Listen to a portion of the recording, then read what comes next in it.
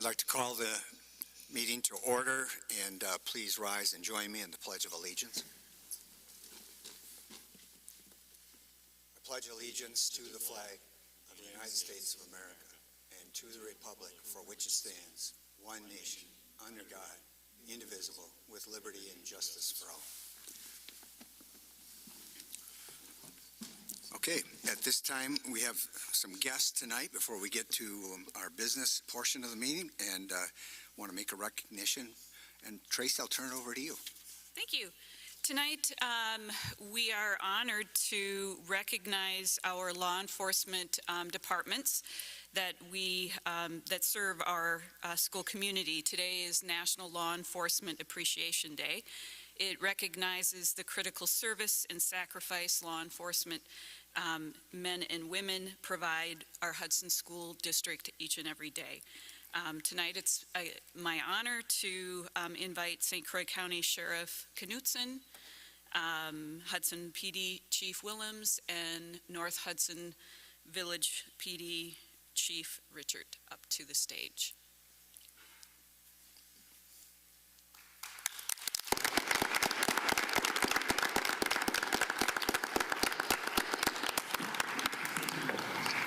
All right. I guess at this time I want to express our thanks, and we would, before we do our photo opportunity, turn it over to other board members for any comments that they would like to make. So, Mr. President? Try to be even on the sides. Go ahead, Molly. Thank you. I always want to go first. I was so happy to see you here tonight, Mark, because I haven't seen your face for a while. It's our kids. We're in school together, but I'm more familiar with you. But one of the things I know about you and your family is your commitment to community. It's not just driving the car around and showing up when times are tough, but you're really there for all of us in the community from birth to the end. And we really appreciate the friend you are. All of you are to the community. Thank you so much for all that you do every day. Kate? Sorry. Thank you so much for being here tonight and for allowing us to honor you. I know that each and every one of us have had to use your services at one point or another, and we're so grateful that we can make one call and you're there to help us. So we'll forever support you. Also for what you've done for the Hudson School District and provided so much support to our kids that are here in the school. I think a lot of times we look at police and we see the end result of maybe somebody getting in behind the back seat of a police car, but what we actually see here at the school is that you're in the schools working with kids and supporting them each and every day. So thank you so much. Mr. President. Yes, Rob? There's so much that you all do that we simply take for granted. It's obviously you're supported by wonderful teams, but the fabric of our community would be so much different had you and your teams, if you were not doing what you do. So thank you for the stability. Thank you for the, frankly, the communities that we just take for granted. A lot of it has to do with what you all do. So thank you very much. All right. Bob?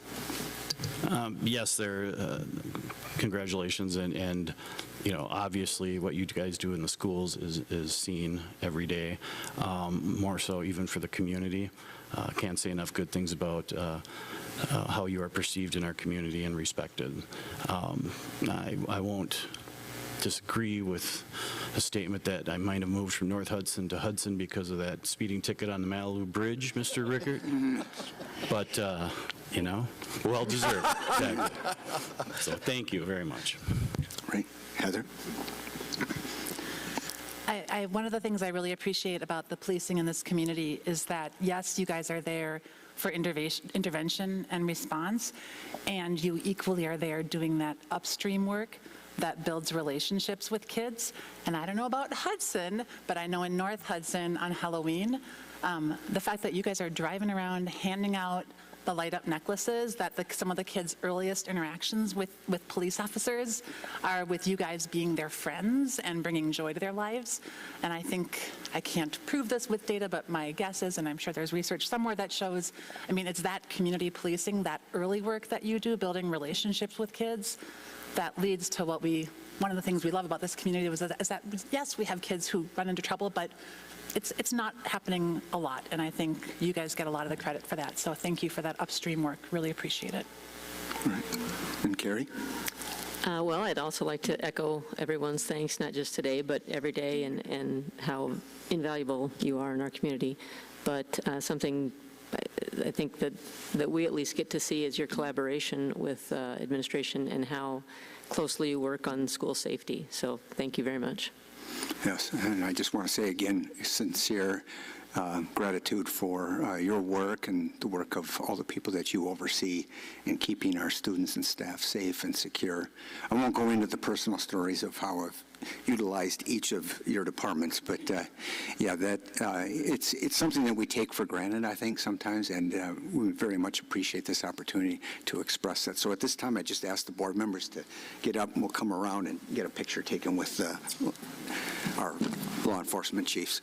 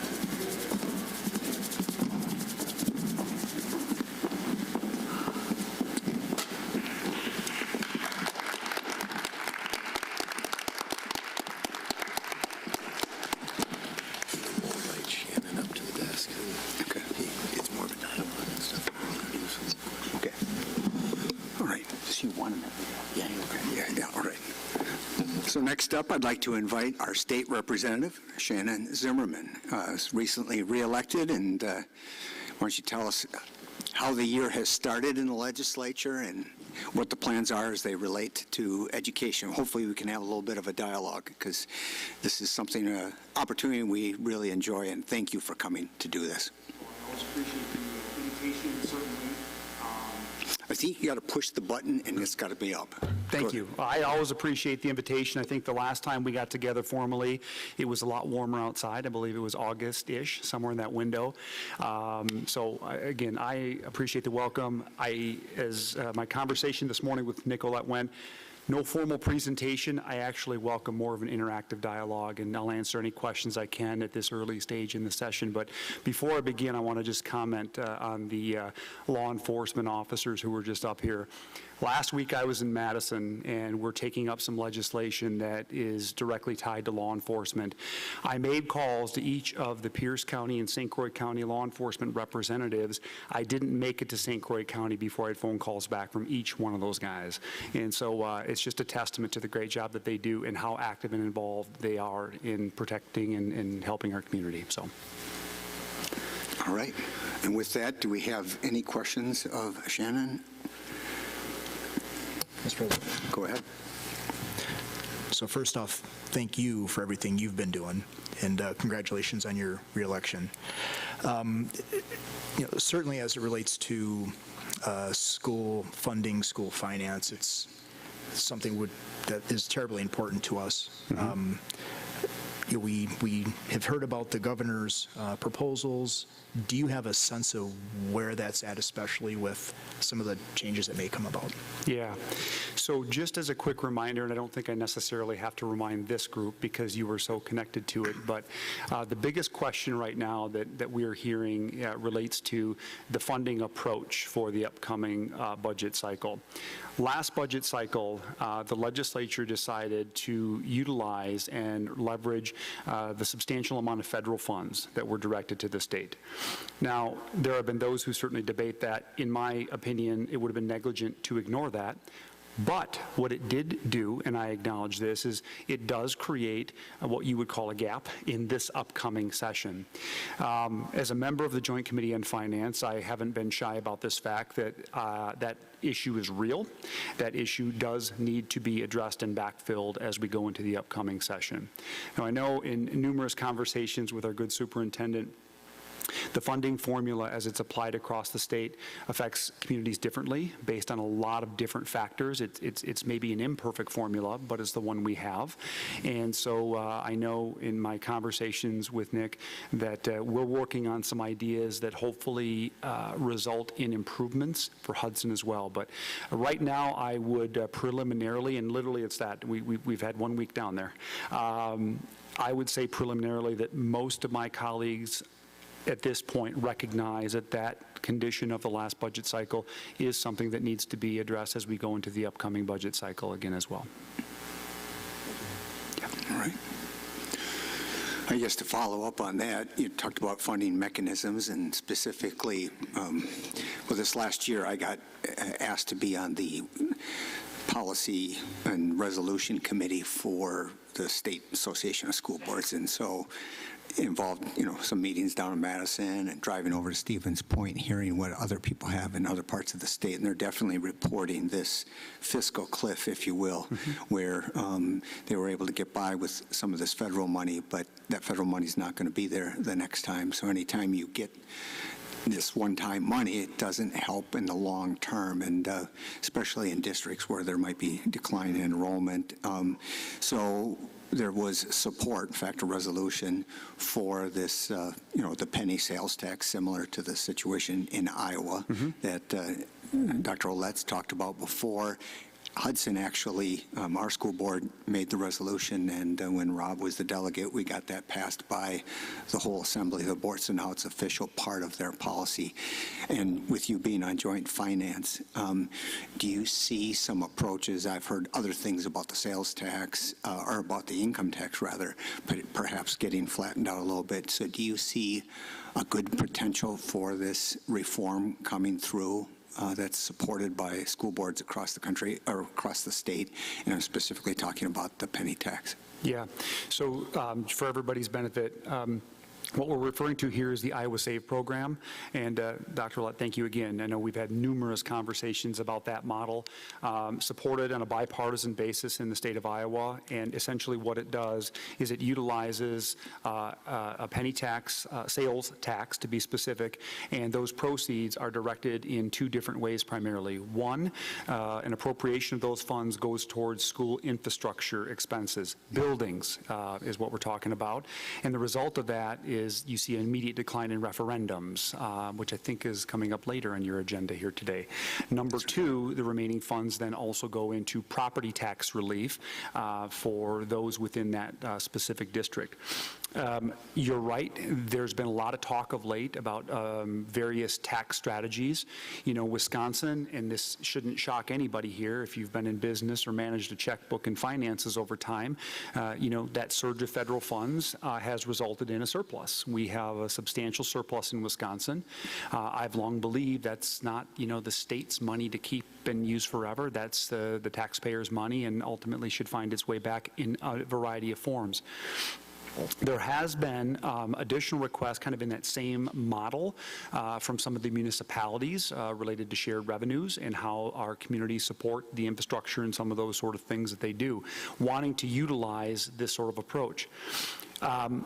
if we look at sales tax in this particular region of the state, there's an argument that is advantageous to us here in Hudson, Wisconsin, because, you know, I happened to go down 2 weeks ago downtown Hudson to watch the Green Bay Packer football game, and there was mostly Minnesota people there spending their money here, and that was sales tax that, you know, would be collected if that model existed. I do believe that we will absolutely see some level of reform. There's a lot of interested parties here. I'm going to certainly advocate for the things that I think are not only going to help this rising star that we are in the West. And what I mean by that, and I say it all the time, Madison and Milwaukee are very established. We are the next rocket ship in the state of Wisconsin, and we need to make sure that we are out in front of that so that we have the appropriate resources, workforce to support the needs of our employers, educational assets and resources as well. You're going to see tax change this cycle, I'm certain of it. The question simply becomes now, how exactly does that get baked during this process? Yeah. I mean, we've heard a lot of things about, you know, when it was instituted and then renewed by the Iowa legislature and governor, that it's been a bipartisan approach, whether it was Democrats or Republicans. It's something that got passed by almost a unanimous vote to extend it. So it can be popular for both parties, plus taking that pressure off of the property tax, which is something I hear a lot from our seniors and people who are in fixed incomes and want to remain in their homes as long as they can. If we had that avenue, we wouldn't have to go to the voters to be able to make and you know, address those capital needs. So we appreciate any work you can do in that regard. Is there other comments or questions? Yeah, go ahead. You go ahead. Do you want to go? No, you go. Okay. So local control is certainly important to any school district. The ability of a community to make, our voters, to make their own choices is also very important. Currently, school districts have the ability to go to referendum once in odd years and then twice in even years.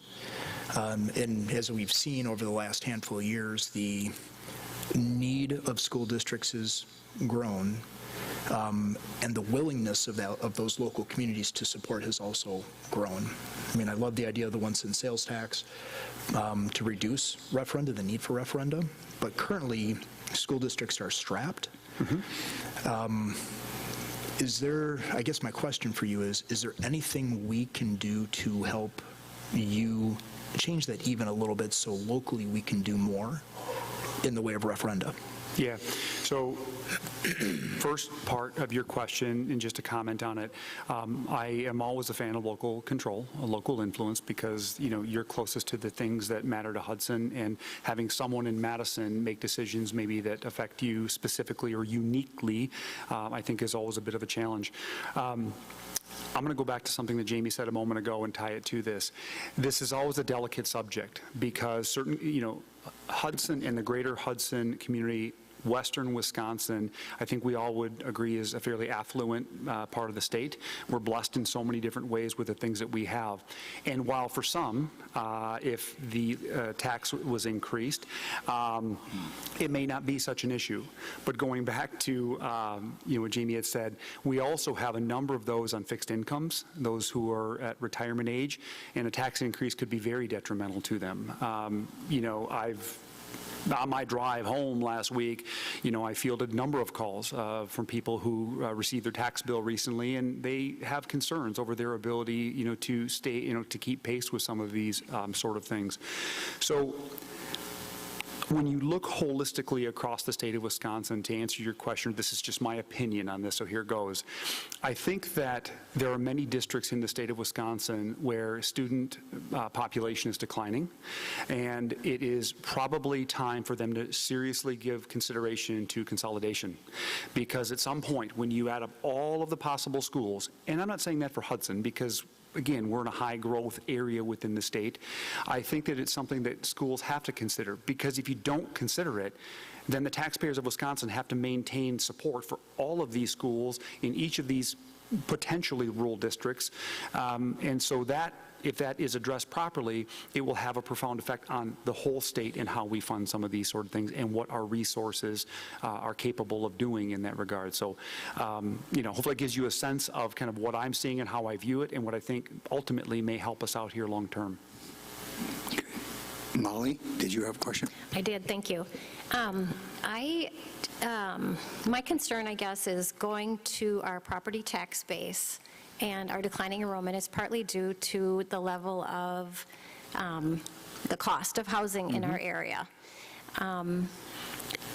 I'm wondering, I know that the city is putting in like a 40-unit, I don't know what the city is, but they've approved a 40-unit building that will have some income limits, will be for families. How can the state support municipalities, or how can municipalities work with the state to get workforce housing, which would in turn help school districts with employees, kids in school, and our tax base? Thank you. Good question, and actually it's reminiscent of this similar question, or almost same question that we talked about in August, right? Because the problem hasn't gone away. So first of all, the state of Wisconsin does provide currently various types of incentive grants and so forth to builders and developers trying to address this issue. The challenge you have is go build a 40-unit complex in Hudson, and the affordability of that won't last long, right? Because demand is so great that it just drives up prices, and then we have to tell a developer, no, don't make that much. There's a lot of factors, in my opinion, that are weighing in on this. One, for example, and this is addressed more at the local level, but that has to do with, zoning and lot sizes and those sort of things, right? Those are very real issues. I'm not, here to speak one way or the other, but when you have 3, 4, 5 acre lots in the town of Hudson, for example, those are not going to be trivial in terms of expense. And you're right.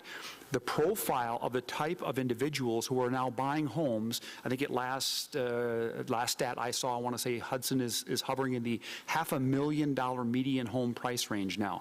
That's real money. And so the people who can afford that, you're right. They probably aren't moving here with, 3 kids in elementary or the middle school.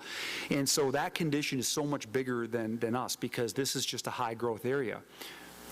During this last election cycle, I can't tell you how many Minnesotans I met who are now new to Wisconsin. They're coming over here. They like the state, the policies. They like the things happening in our great community.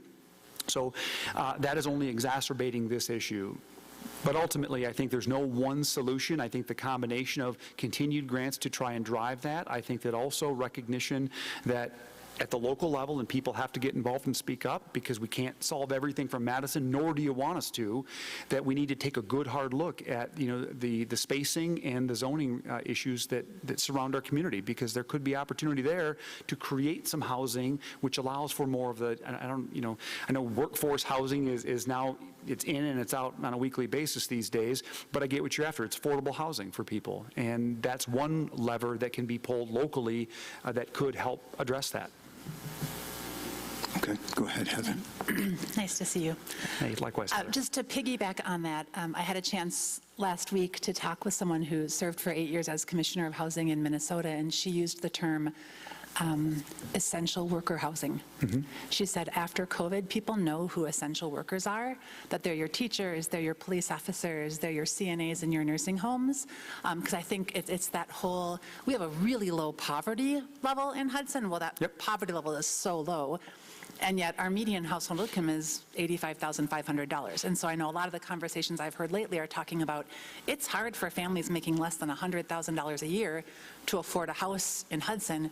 And median means that half of our families are below $85,000, would have a hard time right now buying a house in Hudson. So I do think we have to look at these collaborations, and there are things happening not far away from us where districts and cities and developers and government funders and philanthropy are collaborating. And so, I mean, we're going to need to do that. And I think maybe a silver lining of this recent conversation, continued conversation we're all having about how do we keep our community schools, hinges on how do we make sure that we continue to be a community that people with children can afford to buy houses in? Because Yeah. the only other option is to raise taxes significantly, and I don't know that that's a very attractive option for this community either. Not impossible, but, so I appreciate you being willing to be a resource and help bring people to the table, because no one part of that collaborative force is going to make this happen in a community like Hudson. Yeah. Thank you. You used an operative word there, Heather, if I can just point to it, collaboration. I think that is key. I want to say it's 2 or 3 weeks from now, I'll be at the University of Wisconsin Stout in a forum specifically talking about housing and workforce housing or affordable housing and how these communities come together. But it's going to take everybody. There's just simply no question about it. We can't go to one of these vested parties and say, you solve it for us because you're spot on. It has to be the state for sure, and what we do there, the local communities, the schools, the employers within the area. I mean, you know, there's a lot of cool things happening with some of the St. Croix Valley employers as well in terms of how they are resourceful and thinking about ways, excuse me, to address this issue. So it's a strategy that needs to be employed here, thoughtfully developed and then employed, but there's no, you know, one solution for all. But collaboration, to me, absolutely, that's the answer. Any other comments, Carrie? I don't have a specific question for you. Congratulations, by the way, on re-election. But you. I am very appreciative that you're wanting to look at the school funding model and hopefully kind of get that realigned so that it is more equitable. Yeah. Thank you. You know, I've never been shy, and I do this job, and sometimes I probably am too transparent, but here's the way I really look at this. I have been fortunate in this part of the state to start a couple different businesses, and we've had some great success, and we have fantastic people in this area. But we're growing, and I know employers are struggling fiercely. There's in housing, there's all these different sort of things. But I think it's the expectation of all of you and of all of the St. Croix Valley residents that we need to be looking beyond the immediate issues and looking out 3, 5, 7, 10 years, because we are going to grow, and what decisions strategically can we make now so that we're addressing our workforce needs? You know, I have visited Hudson School District every single year, and they do a great job, and we do the tours and meet a bunch of teachers and students and go through your programs, and they're working, and I'm watching you adapt to an employment market, to employers' needs locally. That is important. Many children in your schools are going to go on to college, but you're also going to have some kids that are going to enter the workforce, and you're going above and beyond, I know, in some of the technical things that you're teaching at this school to ready them for family supportive jobs. I know, Nick, I beat this one to death, but I'll do it one more time. You know, the kids leaving here with welding certificates that are going to go out and start at $27 an hour, and with 9 months more training, they're at $37. That's pretty good. And so I think it's that recognition that if we don't fill the jobs in our communities, employers are resourceful. I saw it my whole career. They will have to adapt and move potentially. We don't want that. We need all of these parts collaborating together so that we're successful both now and also 10, 15, and 20 years from now. I guess one other subject that would help out our district and isn't necessarily a partisan issue, and that is, special education and, funding that. I know there's talk about getting it up to 60% level and so forth. I would really stress that that could help everyone and shouldn't necessarily be a partisan issue. So I was wondering where you come down on leading that, and just seems to be a good opportunity with this big surplus for us to begin to get back on a parity track for special education funding. Yep. Well, for anybody, all the thousands of people watching on, I'm sure, television tonight, they may want a little more information. So essentially, the per pupil funding model in the state of Wisconsin appropriates a certain amount of money for schools to use. Special education and other categoricals are applied for just that, special and unique categories. If they're not funded sufficiently, the school districts, you, have no choice but to just take it from your general fund. Last budget cycle, I was certainly pleased that we addressed the issue in an improved way. by increasing the special education funding. These are students who, we want them to be successful. We need them to be successful in our communities and go on to take the great jobs in our backyard. So to answer your question, yeah, I think when we look at the overall funding model, I mean, if I was king for a day, we would modernize it in Wisconsin, and I don't leave that off the table. The winds may shift just right where we could do that. And what I mean by that is that it may be that we can more effectively fund the unique needs of Hudson, both from a per pupil's perspective, but also in the categoricals as well. There's other districts in the state of Wisconsin, very bluntly, that receive a lot of money, and there's a lot of questions around it. I'm not, here to point fingers and name names, but we've got to look at this formula as a whole and identify ways we can improve it and make it better for both the student, the school, the faculty, but also the taxpayers. I never want to leave them out of this equation because it's their money at the end of the day. They have a vested interest, certainly, in the quality of your output, of your product, but they're at the table as well. So I think there is a balance to be had there. But we saw an increase last cycle. I'm not Nostradamus, but I would probably preliminarily expect some level of increase in the upcoming cycle for special education as well. And again, that's something that hopefully the legislature can work on, and it wouldn't be hard to get, work collaboratively with the governor on that. One that might be a more contentious issue would be the voucher program, and how do you see that coming out? Because there's been talk about expanding the program and, beyond, Racine and Milwaukee and so forth. And again, I'm for people being able to have a choice of where they send their kids. It's just that as a public school advocate and a board member, we don't want to see our funding hurt because somebody else chooses to send their kids to private school, and we start getting into that public funding of private schools. It's hard to fill all buckets, if you will. So I, too, am I'm a product of public education. I'm a supporter of public education, but I'm also really pro-parent. And I recognize that parents also have a strong voice and have a say here, right? And so I don't want to dismiss that. So I believe that both groups can be accommodated in this equation. So you're right. There's been a lot of talk about greater flexibility in terms of the voucher program. I know the governor has come out and said, a non-starter for the governor is universal vouchers. I'm not surprised, and nor do I think that that's necessarily where the legislature will go. But I do think in that modernized version, I think that we can still honor the independence and recognize the power and the support of the parent with their own children, giving them some flexibility without, being a detriment to the public schools. The bigger issue, and this is a conversation that the superintendent and I have had many times, the rules that apply to some of those schools are not necessarily the same rules that you have to align to. And so I would say if we're going to entertain the idea of providing an increase in voucher programs, and by the way, in the Southeast, they've been incredibly effective, hugely effective in terms of seeing a student population that is in need start to produce results that are fantastic.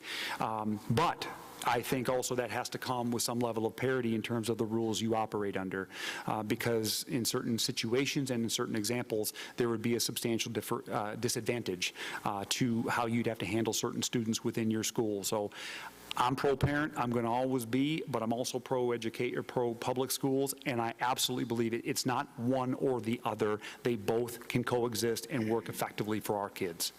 Okay. Mr. President? Yes. I would piggyback on that with those great results in Kenosha and Racine and Milwaukee, people are aware that it's districts like ours that are paying for it.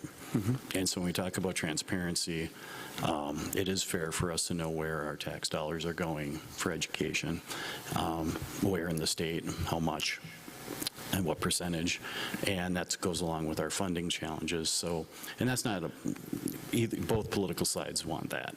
So with our challenges here in Hudson, if we don't have a funding help that makes sense for our community to take advantage of a sales tax or something like that, do you see the pressure mounting with that? Because our schools around here are not failing like they are in the south of the states. So And can you address that all? And that's not a challenge or anything. It's just with the Not transparent. taken as a challenge, Bob, for sure. You're right. And this example that you're describing applies to a couple other areas, right? We also have could have a similar discussion around shared revenues, right? Does St. Croix County receive in return its share of the revenues it contributes to the state? Short answer is probably no.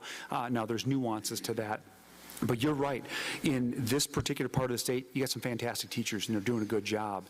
And when we try and address this with a statewide funding model, which is why I believe it needs to be modernized and be altered, this is what we end up with, right? And this is not necessarily advantageous. But you look at the most recent proficiency test coming out of Milwaukee Public Schools, you'd fall off your chair. And something needs to be done there, right? I mean, they need an improvement there, because if we don't help these kids, and when I say help them, we have to give them the pathway to help themselves as well. We all are personally accountable here in our journeys. But you're right. I think that we can't necessarily harm those schools across the state that are performing well, delivering for our kids, just because we have some schools, large schools, that may not be. Which is why the only way to solve that is we've got to alter this per pupil funding model in a different way so that we can accommodate for these things. Here again, in my opinion, it's not going to be one or the other. Both of these things can coexist. I mean, we solve some serious problems in business, in our families, in our personal lives, in our communities. This is something that should be solved. But is pressure building? Yes, it is. I'm just entering my 4th term in office. This subject is the pressure cooker has been building each cycle. Your superintendent calls me a little more frequently than he did before, and so yeah, it's definitely starting to build. Yeah, Representative Zimmerman, and you and I have talked about vouchers, and is there an opportunity potentially where vouchers could be treated more like open enrollment, where the children that are located, wherever they're located, is who finances the voucher? And it's a combination of property tax and state aid, because there's a certain mix there, but if that could be the case, then it does become a little bit more fair, at least for districts up here, where, in Hudson, where we have over $1 million of revenue going to the voucher program, yet we don't have kids in Hudson utilizing vouchers. Yeah. And so, but if it could be that, fine, if there's going to be vouchers in Dane County or in Madison or Milwaukee, then the folks in Madison and Milwaukee, can shoulder that burden instead of the folks in Hudson or North Hudson paying the bill on those. I think that would go a long ways to at least some level of equity on the financial side of things, and make them not such a burden on the state. Because right now, from what I understand, what the state is doing is whenever they fund vouchers, they fund it 100% from the state. There's no local property tax other than that money gets taken off of everybody's state funding, and then all the districts across the state are expected to backfill that with property tax versus, those kids are assigned to their own home district, they pay the bill. I think that would help lessen the blow. Now, it probably is not going to be well received in certain areas that have a lot of kids that are vouchered, but at least for our area, that way, if parents have choice here, this community's paying for that choice versus paying for somebody else's. But yeah, definitely appreciate it. Likewise. All right.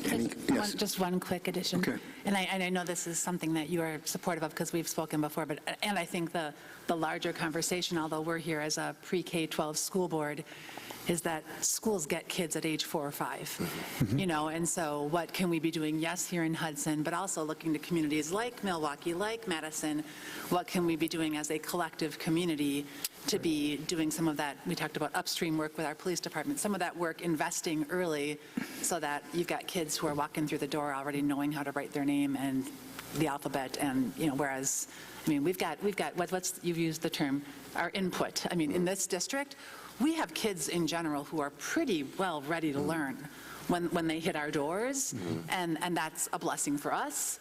There are other districts that have a lot more challenges when kids first hit their doors, and so, obviously your work as a state legislator, yes, public schools are important, and it's that other conversation. So thank you for being someone who is connecting the dots and advocating for that whole circle, as in addition to our public schools. Yeah. Appreciated. All right, and Kate, do you have something to ask? I just have one more. Congratulations on your reelection. This is a little broader, but we know that schools are the heart of the community. What are your priorities for the community as you move forward?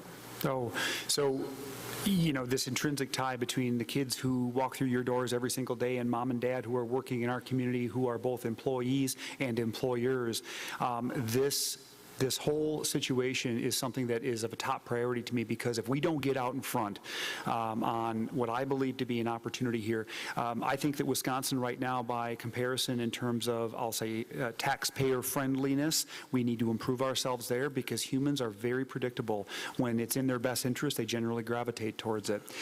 In doing so, if we can become a destination, now, you know, we're maybe not going to be recruiting people from Florida, for obvious reasons when you step outside today, but we can recruit from the upper Midwest. When we recruit, more parents' kids are coming to our communities, filling our jobs, starting their businesses, and all of these things get better. So I kind of look at them all, and I tell people this as a member of the Joint Committee of Finance. So many times you have someone walk in your office and they have a single issue, and it's really an important issue for them, right? And I don't dismiss it, but it's like our home budgets. You can't just look at transportation costs and ignore everything else. You have to look at the sum and the whole if you're going to pull this thing off and pull it off effectively. So, you know, in this area, we're a high growth area. We need to have a more tax-friendly climate. We need to make sure our educational centers are directly connected. I can't say that enough. When I meet the chancellor at River Falls, when I talk to those in the technical colleges, and they say, what can we do and how should we do better? Connect with your local businesses. And you're doing it. I know, because I've toured your school. Keep it up, because those are the employers. Let's catch these kids before they jump across a river or before they go somewhere else, and they can build a family and raise a family here, because we've made that the right choice for them. Right. Excellent. Well, is there any other comments, questions? All right, seeing none, I want to thank you, Representative Zimmerman, for stopping by again and being available and open to hearing ideas, but also letting us know what's going on down in Madison. We appreciate that, so thank you. And I want to invite all of you, if you're ever down south and you want to stop in, it's important to do that. I also want to make sure I acknowledge a number of the board members and Dr. Ouellette. We're talking on a regular basis, and that's important to me. It's helpful to me, and it allows me to represent you more effectively there and advocate on your behalf. So thank you for your willingness to participate in this process as well. It does make a difference. All right. Thank you. Thank you.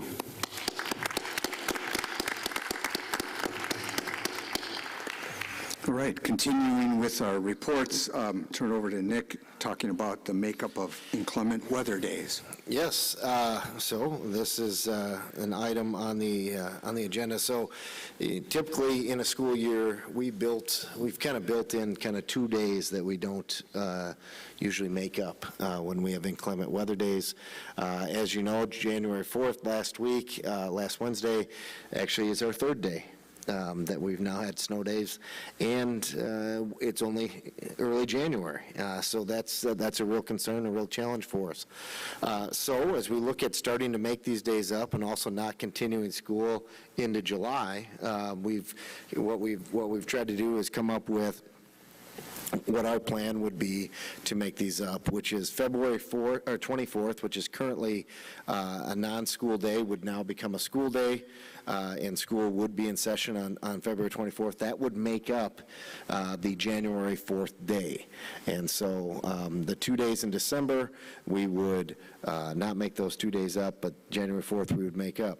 Then our next non-school day, although we do have professional development that day, is April 7th. So if we were to have another snow day between now and April 7th, we would then make that a regular school day, and we would make adjustments to our professional development calendar as we move forward. And then the last day, at least right now, that's easily on the calendar is June 9th. So if we were to have essentially 2 more snow days between now and the end of the school year, June 9th is a Friday. We would try to stay from moving into that next week, which then gets us kind of to letter D on here, which is if we had more days than that, then at that point, we would start looking at adding time to the end of days to make up time. And I think the important thing is that people have to understand is, yes, there are minimum hour requirements, but in Hudson, we've never been minimalist as we've tried to do this. And so we do want to make up time with kids. We think it's important. We value the instructional time. Some people have asked the question about why can't we do virtual learning days when it's a snow day, and then you don't have to make up the day. Well, when we did the virtual learning days back when we were doing COVID and hybrid and all those other pieces, we had a pretty extensive program to ensure that all kids had internet connectivity and all kids had devices.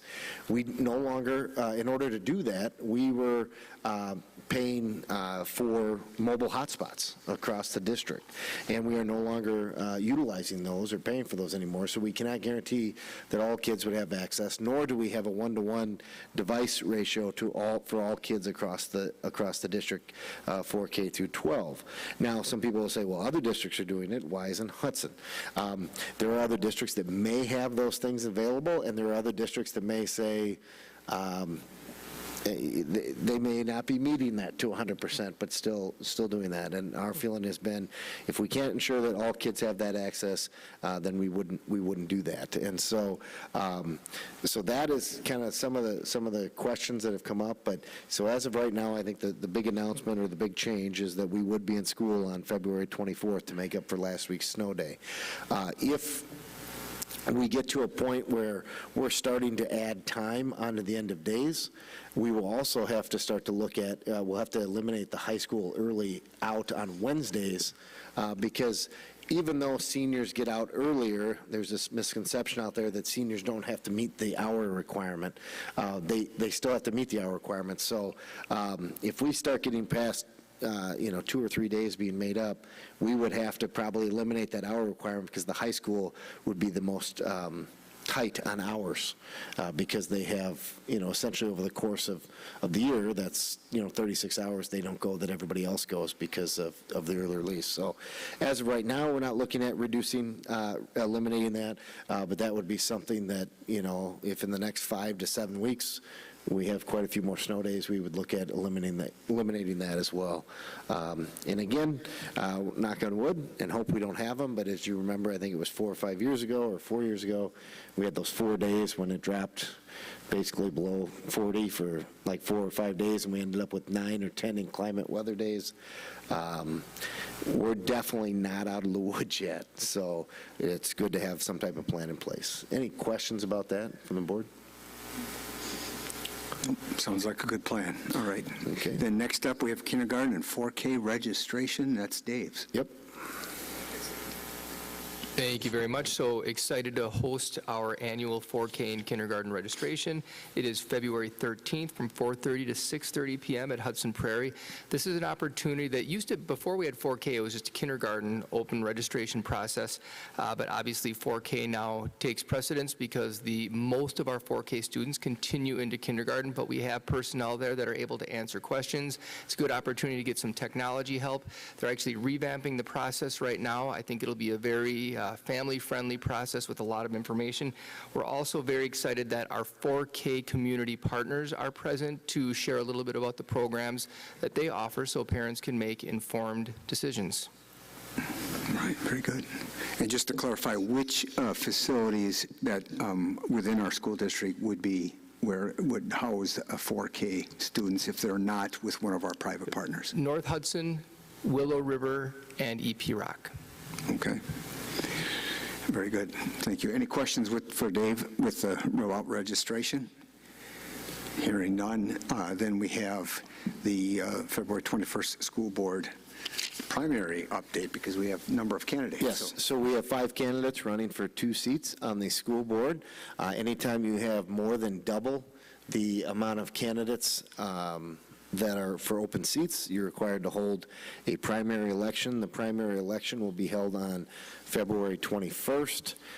You can see the 5 candidates that are listed, and that is the ballot order as well. We did a ballot draw on Thursday of last week, I think. Jamie, you were I was there, overseeing that.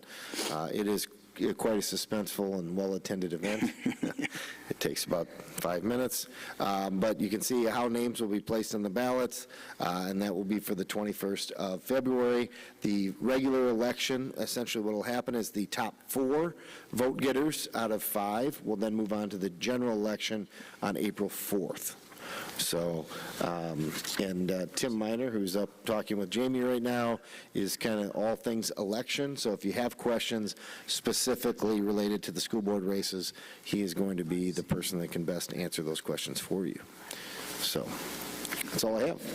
Any questions about the primary? All right, hearing none, then we move on to citizens' request to speak. And as is our policy, we have requests tonight that are both for agenda items and non-action items. And so we have one person speaking on non-action, and then we'll take up those that have signed up to speak about a specific agenda item. We'll take those comments at that time.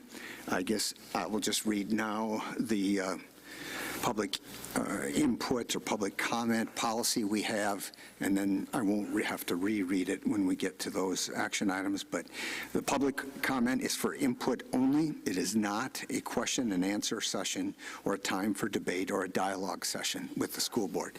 Members of the school board will not respond directly to public comments that are made at this meeting. No specific action will be taken at this meeting in response to comments that are made or issues raised during the public comment period for non-agenda items. But for agenda items, obviously, there's the potential for action to be made. The other option is for those that are addressing non-agenda items, that action may be taken up at a future board meeting. And also remind folks that with any speaker, a district representative may follow up if there are specific questions that need to be responded to for individual circumstances. We're going to recognize one speaker at a time. Only those speakers who are recognized are permitted to speak. Based on the number that we have here tonight, we're likely to just allow the full 3 minutes. That is our policy. But if there are individuals who interfere with or interrupt speakers, then they may be directed to leave. And of course, personal attacks on any individual, including any other speaker, are unacceptable, as are obscenities or profanity. Persistence in making such remarks will end the individual's opportunity to address the board and may result in the individual being directed to leave.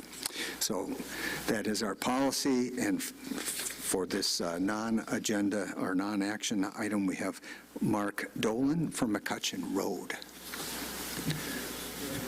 Yeah. Yes.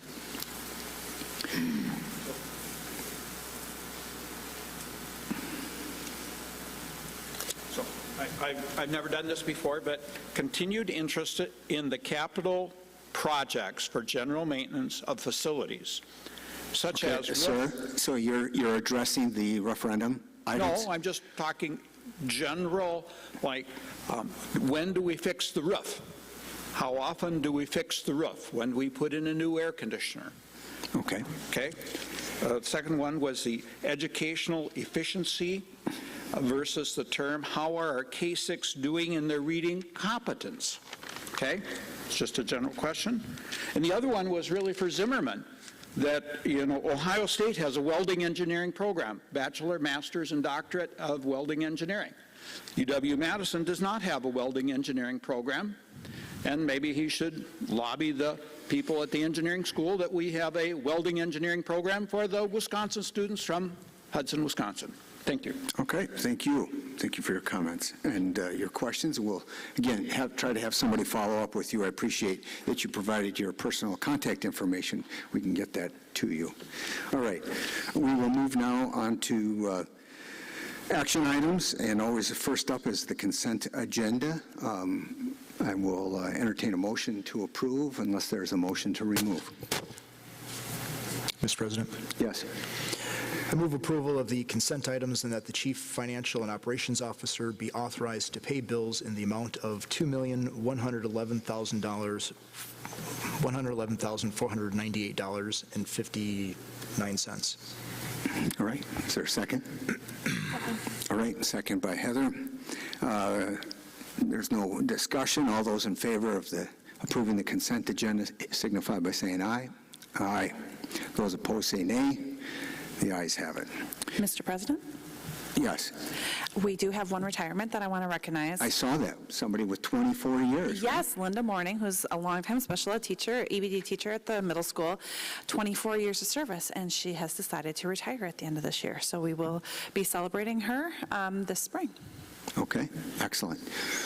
And when is the deadline for announcing retirements? It's passed, so December 15th. Okay, so I remember we had one at the last meeting. Yes, so I believe we only have 2 retirements this year. Okay. Well, you can tell we're not in COVID anymore, I guess. Yes, we had a little bit of a spike during that time period, for sure. Yeah, we did. All right, very good. Well, next up on the action items are procedures for supporting gender nonconforming students, families, and staff. And before we turn it over for board action, under 5B, we have a few speakers, and I'm just going to recognize them in the order that we have. I would ask, is there another board member that has a timer? I've always had a problem with mine being loud enough. Okay. Yep, Carrie's got it. Carrie or Kate has it. I'll just start the timer when they approach the microphone, please. But first up is Michelle Hendricks. All right. From Ward Avenue, right? Okay, very good.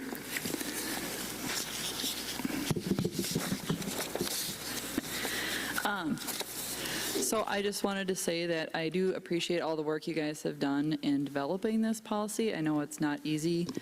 I do not agree with some of the changes. I agree with the overall philosophy of supporting all children, but I do think that parents should be involved at all steps of the conversation. It's one thing if a kid's just requesting information, or is just curious, that's fine, I don't care. That doesn't necessarily mean a parent needs to be notified, but the policy speaks to like the child receiving counseling to be ready to talk to their family, but there's no timeline or details provided. So is it 2 weeks, 2 months, a year?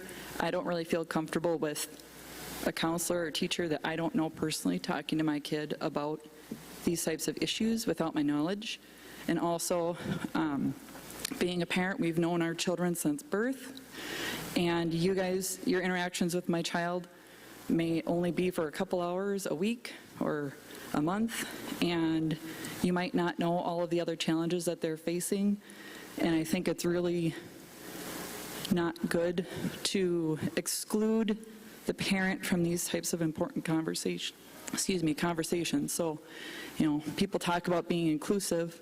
You should be including the parent in their child's decisions. That's all I had to say. All right, thank you very much for your comments. Next up, we have Jayla Beer from Aspen Drive.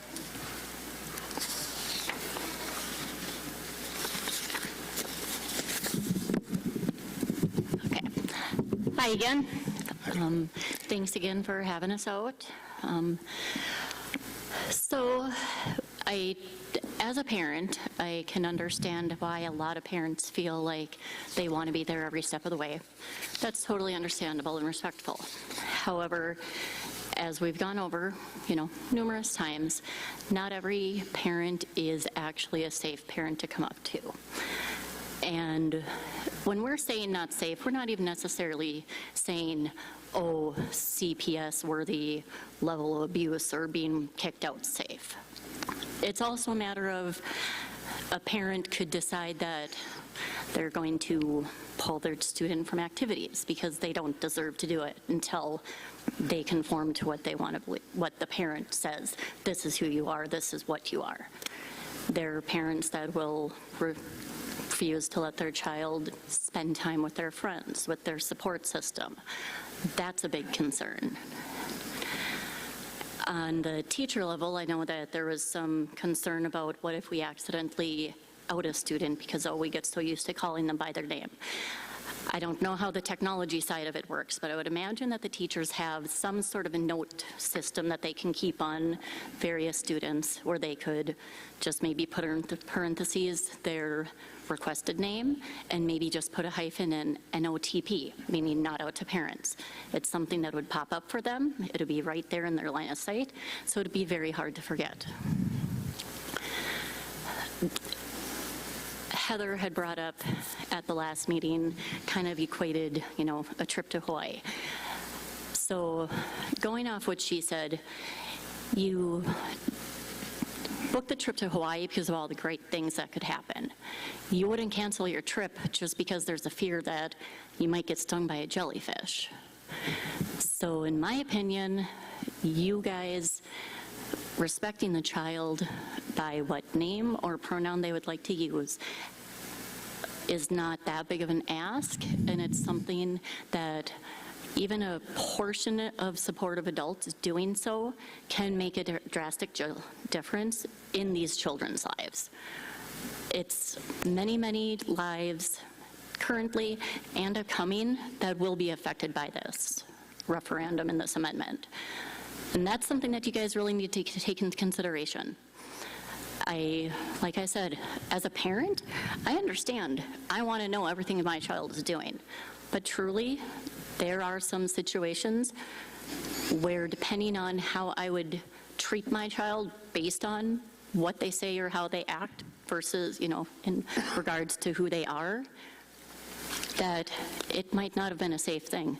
And if you're going to treat your child like crap because they come to you and say, I feel I'm trans or I feel I'm non-binary, that's just not cool. All right, thank you for your comments. Next up, we have Aaron Gerlach from Cooley Trail.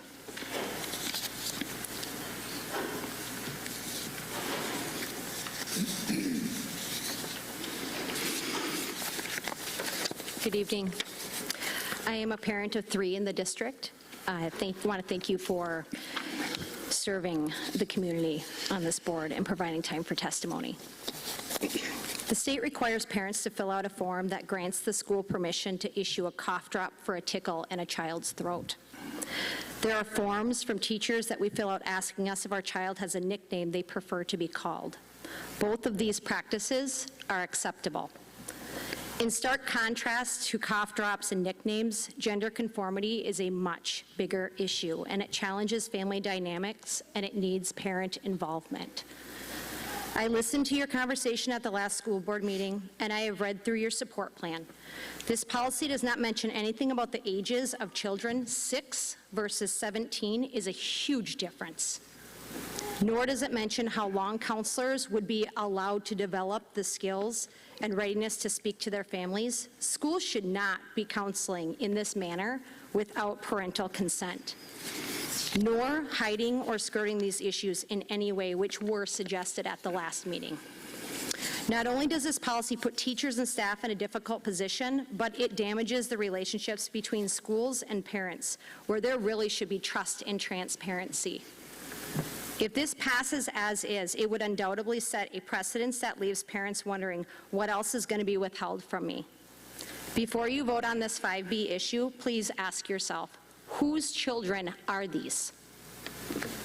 The role of the school district is to teach our children, support the parents in their education, and work together to communicate when issues arise. You want parents to trust you, but this policy shows you clearly do not trust parents. Thank you. All right, thank you for your comment. Next up, we have Kristen Hansen of North Hudson.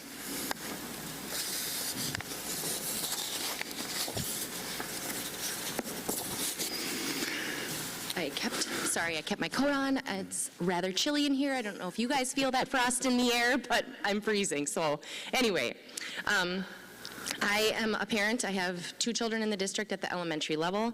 I'm here also to provide comment on the proposed memo for gender diverse students. I do agree that all students need to feel safe, accepted, and welcome at school, including children who are not gender diverse. Many have spoken before about the use of pronouns and different names as a means to achieve feeling accepted, but that some students fear for their safety if parents know that they are questioning their gender. If the safety of a child at home is a real concern, then other resources and supports need to be activated according to what is required by law. I do have a few questions and concerns regarding this memo.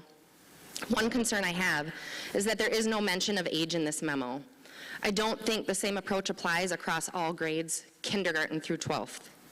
The way this situation should be handled for a second grader is likely very much different than that of a 10th grader. So I would like to know how age will be addressed. Next, what are the expectations of our counselors? How long are they expected to keep this confidential before parents are involved? What about referring to external resources and supports? I'm concerned that our counseling staff is not resourced appropriately to support this practice. I also think parents should be informed without delay. These are our children, and if building open and honest bridges of communication is the goal, then delaying the transmission of that communication is not going to benefit that goal. As soon as parents realize how long they've been deceived, trust will be eroded between families and the district. This is definitely a sensitive and deeply personal issue, which is why families deserve to know as soon as possible so they are able to address the issue in a way that works best for them. I would like to thank you all for the thoughtful efforts being put forth to address this issue that impacts us all. Thank you for the opportunity to provide comment. Thank you. Next up, Beth Weiskopf of Hudson.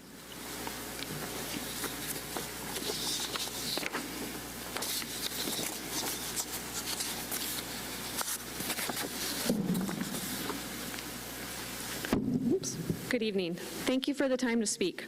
I'm here tonight as a parent who would be devastated if I found out the district was lying and hiding information about my kids from me. As a parent, I send my kids here for an education, not for the district to act like a parent to my kids. What are you teaching our students when you are willing to lie and hide things from parents? That it's okay to lie? As a parent, I teach my kids that lying is wrong, and I would hope all parents would do that. When I've had the conversations with district admin in the past, it has been reiterated time and time again that the district is trying to build relationships and work with parents, not destroy them, which is what lying to them will do. Current parents have to register their kids for school. They have to report absences. They have to okay medication at school, okay class schedules, pay for sports and other school fees.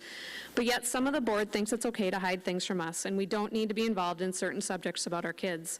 That is not building relationships.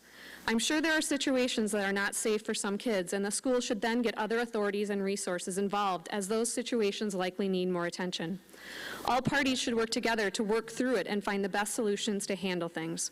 As a parent, I would want to help my children through any situation and get the help needed that we as a family decide is right for us. Hiding things would take that away from parents. The teachers and school would only be hearing from one side, the student, and making a decision to not involve parents and not hearing the parent side. Putting this on teachers is also a heavy burden that distracts from the education they are here to teach our kids. Teachers should be able to just teach the subjects at hand and hand the social situations to the counselors and administration to work on jointly with parents. I was also dumbfounded when listening to the meeting in December to hear a school board member suggest that the district tell kids as young as 14 that they can go to court without their parents to change their name. I don't have any words for that. So the district is now giving out legal advice to minors or any student for that matter. I, for one, will not support any board member who is okay with hiding and lying to parents. Thank you for your time. All right, thank you all for your comments. That concludes the public comment portion for 5B, and now I turn it over to board members.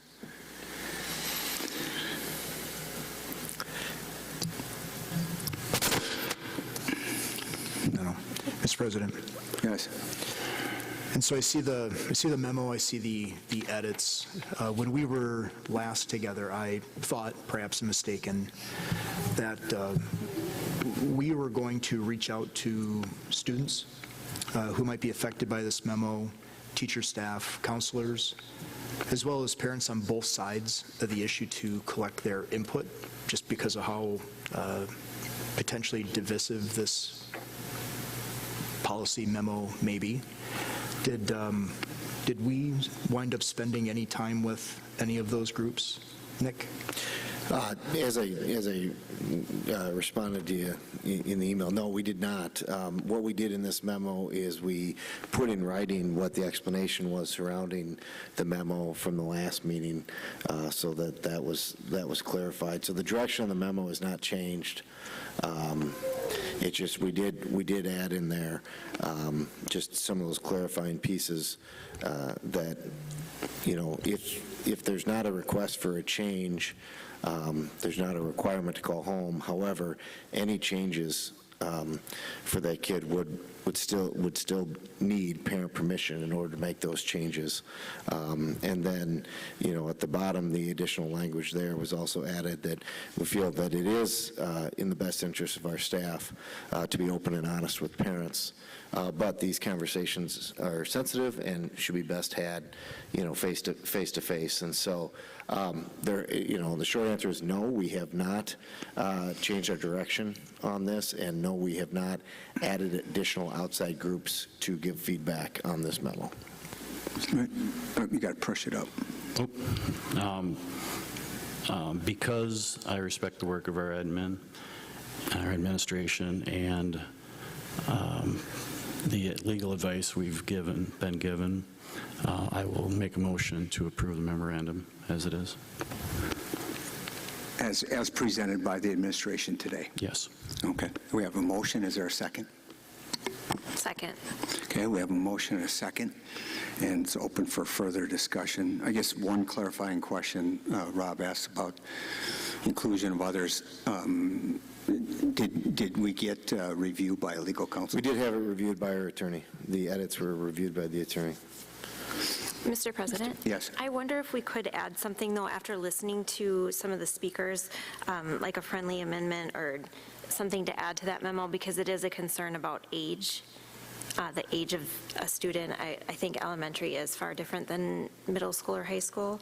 And then also specifically the counselors speaking to the kids might be more of a let's communicate with your parents as opposed to we're in a counseling session. Yeah, I mean, so again, the conversation with counselors is something that our counselors have to, you know, when kids have things that come up in their life, they try to talk to them about talking to their parents.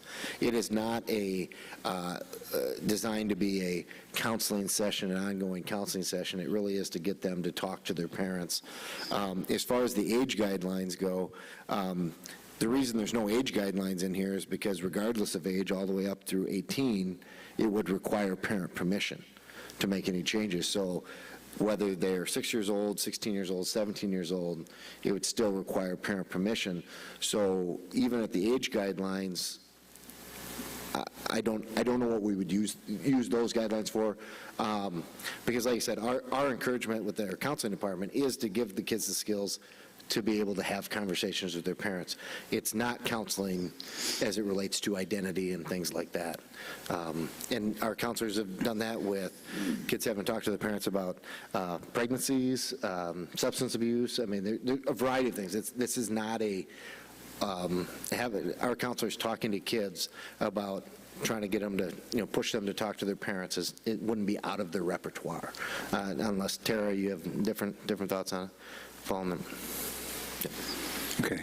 And with the one exception, because you mentioned, obviously, if they're 18, they're no longer minors. And I think there was a reference to that in one of the comments, but emancipated minors would also have the ability to control their information in the information system. That would be a question that I wouldn't be able to answer because I'm not familiar enough to be able to answer that question for you. It's something I could check with our attorney and get back to you on. I don't know what that process. I don't know what that process looks like. If we have paperwork, you know, the way we operate is if parents are listed in Skyward, we share information with parents unless we have paperwork that says they're not allowed to be shared with. Believe it or not, that happens on lots of different issues. A lot of times it comes up when divorce situations where somebody say, I don't want you to share this with my former spouse, and we say, unless you have paperwork that says we can't share it, they're entitled to information. So as far as the emancipated youth piece, in the 8 years that I've been here, I've never had that question come up. I'm not saying it doesn't happen. It's just not real common. I know, Tara, if you have a better background on emancipated, it'd be something we'd probably have to check with legal counsel on. I don't have a good answer for you. All right. Any other questions or comments regarding the revised memo? Yes. One question to Kate's comment. I guess I am being naive. Is it not just common sense that at an elementary age, any type of concern with a student that's brought to a counselor would immediately be a call to a parent? A lot of these things are case-by-case basis. Our counselors talk to kids about a variety of things, and I think, again, our perspective is we don't keep secrets from parents, and we don't lie to parents. And so, if this would to come up in an elementary situation, it would be working with the child to say, how can we have this conversation with your parents, and working with it, and kind of work through it. It's just some of these situations they just don't come up. I'm not saying they can't. They don't come up. But our encouragement would be then to have the conversation with parents. And then, people have asked, what if a parent asks point blank, what are we supposed to say? That's why we put in the email or in the memo, we believe that people need to be honest. However, set up a meeting with that parent to have that conversation. Those are tough conversations to have for everybody involved. And we don't lie to parents. And that is our expectation. And that hasn't changed from the memo. So that's the basis of it. Mr. President? Yes, Heather. So 2 things. I think we shouldn't lie to parents. I also don't think that we should lie to students. So if you've got a student sitting in your counseling office and they say, isn't there any way I can make this happen without telling my parents? There is a way you can legally make it happen. I don't think we should lie to students either. So to address, I hear your concern. We disagree on that one. So I apologize, Nick and Jamie, because they've both heard from me today. I think most of you know that there's this rule around walking quorums with school boards that we aren't actually allowed to have a conversation between meetings. And so if something comes out and we have a response to it or a reaction to it, we can't actually email the whole board to say, hey, here's what I'm thinking. We have to wait until the board meeting to do that. So I did, and I've told Nick and Jamie this, I was disappointed because I thought we left the last board meeting with direction around a revision to this policy that would do 2 things. One, that would incorporate the language that was incorporated that clarifies that staff members would not be required to notify a parent after a conversation like this. The other thing I expected to see in this next draft was language that somehow addressed our conversation about, isn't there a way that we could give individual teachers the ability to respect and honor a student by choosing to use their preferred name and pronoun at school, as long as they didn't make changes to the record, and knowing that that would be an individual teacher's choice, because not until is it legally changed in the record would staff be expected to then use that student's preferred name and pronoun. And that didn't come through in the revision, and I kind of thought, am I losing my mind? And so I sat and rewatched our meeting, and there was some back and forth, so that wasn't like there was a clear, here's what we want. But I think, and I don't know if you're able to pull up, I did just put on paper kind of what I was hoping to see in the draft that we were all emailed late last week and that was shared with you. So I can't vote to support this as it's written, because I really feel like we need to give students, we need to respect students, so that if there's an individual teacher they have a relationship with and that teacher wants to use that student's chosen name and pronoun, that they're able to do that, as long as they let the student know, hey, I can't change your record, and hey, really, if you want this to go as you want, we really need to get your parents involved, because that's the only way that you're going to get your record changed, so that all staff will call you by the name and pronoun you've chosen, and also that it's the only way to kind of prevent that accidental disclosure that, a kid would be at risk at if they didn't choose to involve their students so they could make the change. So this is what I sent. No, this is not what I sent. Are you able to pull up, Nick, what I sent you? I would have to forward it to Tim. I'm not actually connected to that thing. You aren't in charge? No. You aren't the wizard? No, I am not connected to that. But I believe... So I would just, I'll share then with the rest of the board. Yeah. Well, I can't share either though, right? The changes really would be, that I would like to see would be in the... it's going to be hard to listen to me read it. Until we have parental consent, individual staff may choose to address the student by their preferred name or pronoun, but we will not change the name provided by families in our student information system. Students will be informed that the district's strong preference is that families be involved in this conversation, as this is the only approach that can lead to updates to the student information system and is the approach that best protects the student from an accidental disclosure of the student's preferred name or pronoun. So that would be the one change I would have liked to have seen some version of that we could have discussed. And then the other thing that then I suggested adding was to reiterate that in that next paragraph, when we engage parents, involve parents, when parents approve that change, that, the draft said we will communicate with teachers about that change, and at this point, all staff will be expected to address the student by their preferred name or pronoun. I think that's important to clarify. So that's what I would have liked to have seen, and that's the kind of guidance that I would feel comfortable supporting. Okay, yes, Kate. I will say that when we had that meeting, I didn't feel like there was a clear direction on where all of the board members wanted to go. I know that's what you were thinking, Heather. I didn't get the feeling that the rest of the board was thinking that. Well, I think there was a mixed, and actually as I watched the video, because there was a motion, it was my motion to include this kind of language, but it wasn't in writing, and there was a second to the motion. And then the motion was tabled because board members said, before I could vote on that, I'd want to actually see it in writing. So I was thinking that we were going to see in writing a proposal that then people could vote for or against, but that would incorporate both those things that we had discussed. But that when the motion was tabled, which in theory then could be acted on this meeting, but we didn't get a motion that would be we didn't get in writing the thing that would enable us to take action on that motion that was tabled. But I agree, it wasn't like there was 100% consensus one way or the other. Yeah. Mr. President? Yes, Carrie. I had seconded that motion, which I would not do again tonight. Nothing in this memo states that a teacher can't use a nickname. I think it does. Teacher, all kinds of, no, it doesn't. It says they don't have to. It says they're not obliged to use a name other than what's in the student record.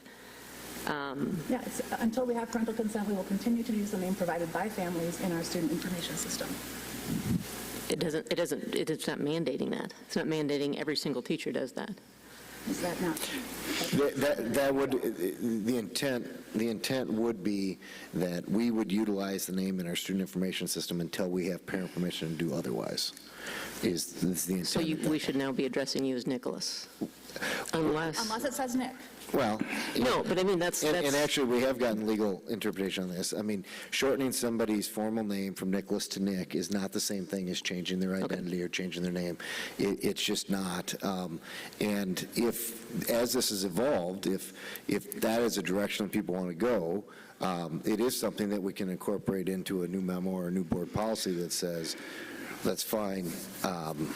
We'll move that direction for all names no matter what.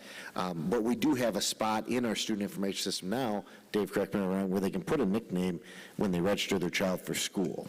Yes, there's a nickname spot, and there's also another feature within Skyward that would allow a little more proactive opportunity to streamline that process. But this is done by the parent when the parent registers the child for school. It's not done by students by themselves. Long story short, I support the memo as written, and the school's collaborating with parents for the students.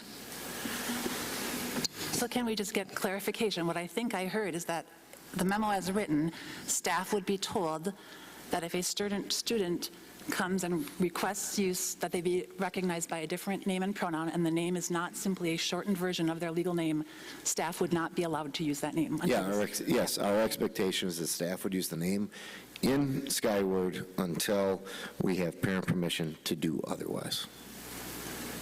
That is the intent of the memo. I thought we were pretty clear on that, but maybe not. But that's what is intended by until we have parent consent. We will continue to use the name provided by our families in our student information system. All right. Any other comments, questions? And I would just add that I did have opportunity to talk to legal counsel today after I got the revised memo from Nick and saw the email that our legal counsel, Shana Lewis, did review the memo. I asked for further elaboration, and obviously she said our district can choose to do what a a few districts in the state have done to go beyond this and give the power to children as to indicate what their gender and pronoun preference will be in school. But if we do that, then we are on weaker legal footing, and so she would say that we would be opening ourselves up for, potential lawsuit. And it is a fine line, and sometimes some people would say it's almost a no-win situation when you have one where a student doesn't feel comfortable talking about this with parents. But in the end, legal counsel's advice was to keep the wording that we have in the direction which, as we indicated in the last meeting, which was to table this. It doesn't change what the procedure is. This is just a memorandum clarifying and putting in writing what is the current practice. So, just two quick things, and I mentioned this at the last meeting, but it does change past practice. It does change practice that had been happening in our district until this fall when we started having conversation. And so just to recognize that.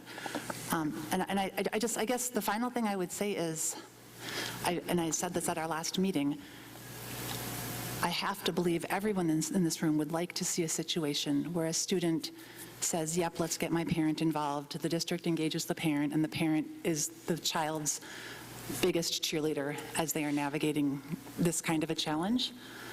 I think my guess is that most parents who have spoken this evening are parents who have great relationships with their kids and likely have the kids who would maybe through tears say, yeah, let's call my parents, or maybe they would have spoken to their parents first.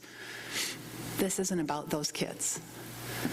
And I just want us all to have a little bit of empathy, or to think about the kid who doesn't have a parent, like those of you who are here tonight advocating for your kids, a kid who has a parent who maybe, though they don't worry that their parent is going to physically harm them, is really worried about what their life is going to be like if their parent ever finds out that this is who they are. These are the rare kids that we're talking about, and giving them just a little bit of flexibility in our school environment to build a relationship with a supportive adult to help make life a little bit more tolerable during a really hard time. That's the kid who is first in my mind when I'm thinking about where we should go with policy. And yes, hopefully all those kids can get to a great conversation with their parent. This policy isn't about all those kids. Mr. President? Yes, Rob.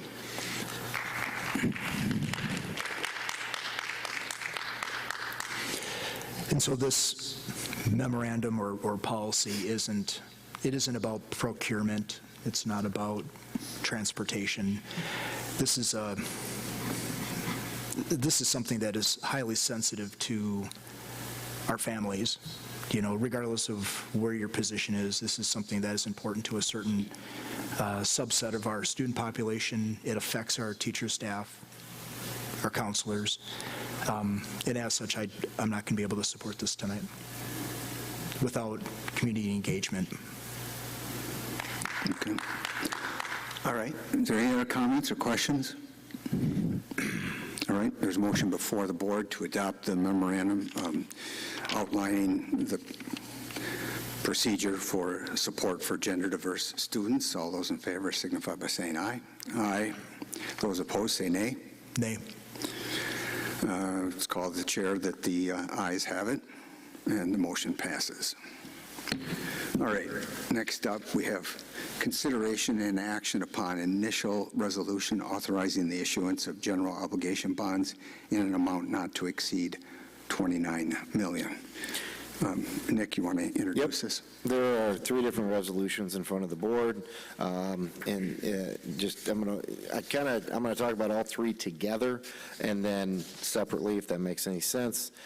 So the first two resolutions, one is for the issuing of $29 million worth of general obligation bonds. You're not actually issuing bonds. You're not borrowing the money. All you're doing is saying, yes, we would like to take to the voters the option, give them the option to decide if they want to do that.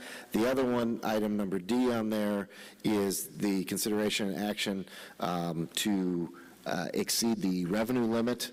And then option E is it's a combined with the two of them. What that resolution is it says yes, we want to do these two items, and you need to hold an election on April 4th.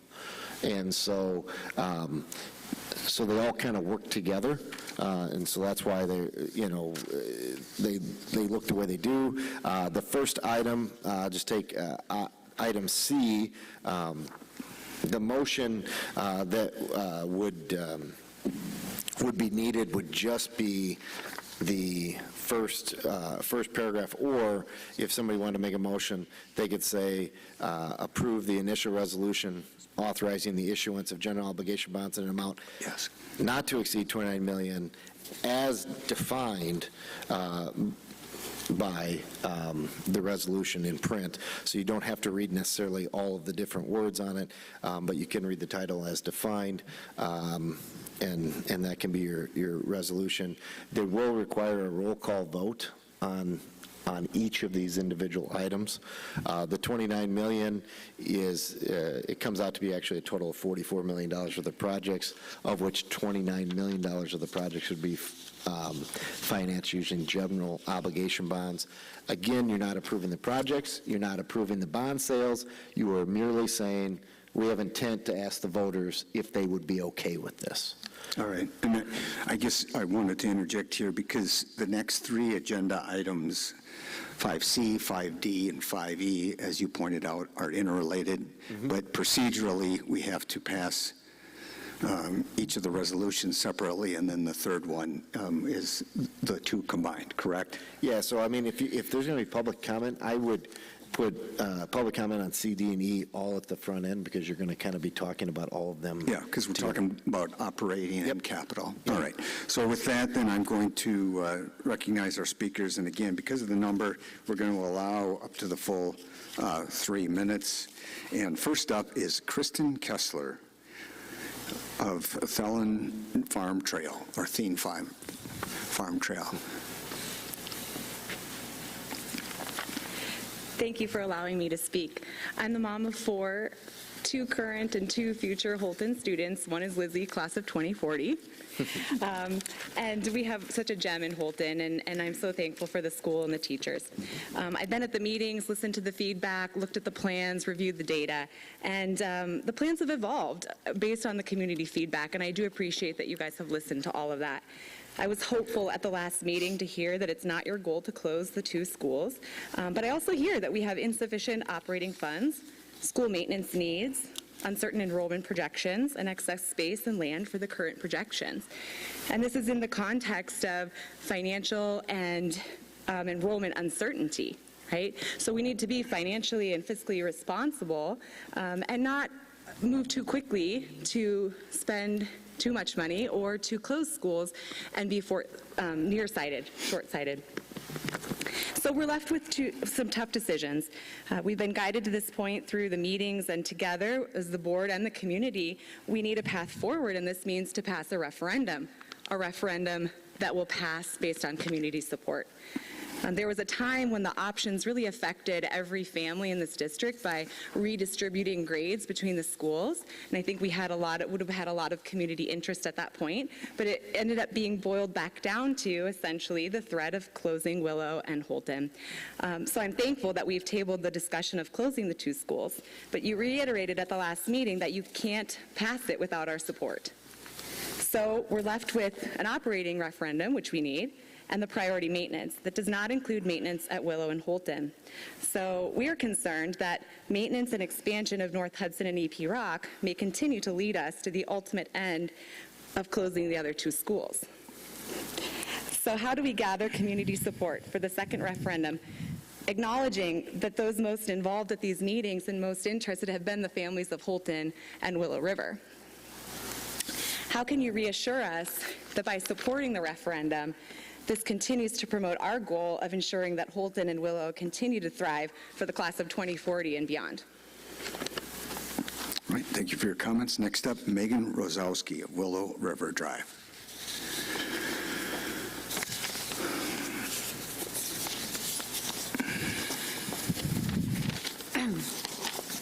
Hi. Thank Thank you so much for listening to the many community members who raised their opposition to closing Holton and Willow River. I left the November meeting so excited that the board had made the decision to keep Holton and Willow River open as we watch to see what happens with enrollment. After that meeting, I shared a letter with you all that included the names of more than 40 families and supporters of Holton Elementary that stated, we would wholeheartedly support and advocate to pass the operating referendum and a capital referendum, even if it excluded capital investment in Willow River and Holton. When I wrote that we would advocate for the capital referendum, we didn't mean any capital referendum, and that's on me. I apologize. We had assumed that the capital referendum would focus on priority 1 and 2 investments in all of our other elementary schools and the middle school that needed it. So I was glad to see priority 1 and 2 investments are being looked at for the middle school and for EP Rock. I was shocked to see that the capital referendum plan includes additional classroom space, a new gym, and a renovated locker room at North Hudson. Overall, the proposed $18 million investment in North Hudson exceeds the priority 1 and 2 capital investments by about $9 million.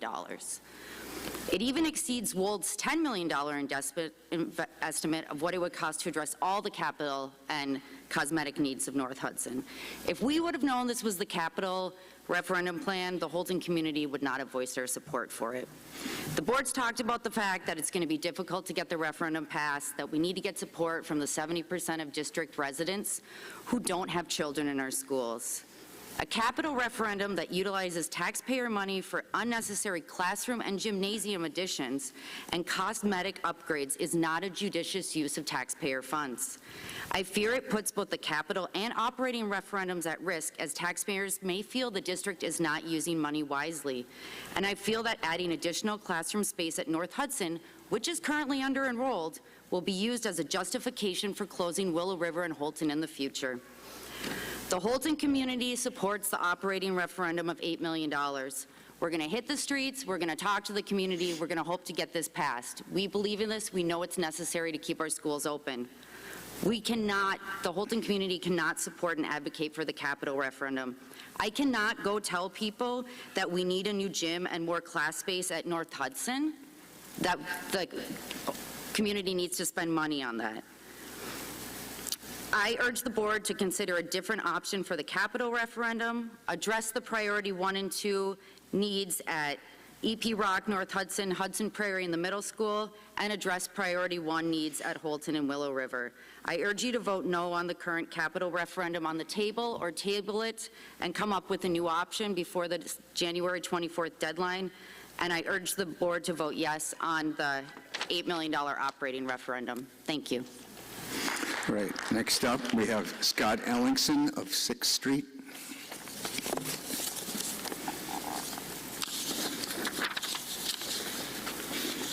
The Hudson Education Association absolutely supports the proposed $8 million operating levy for the operation, maintenance, and staffing costs for all schools, including Willow and Holton Elementary.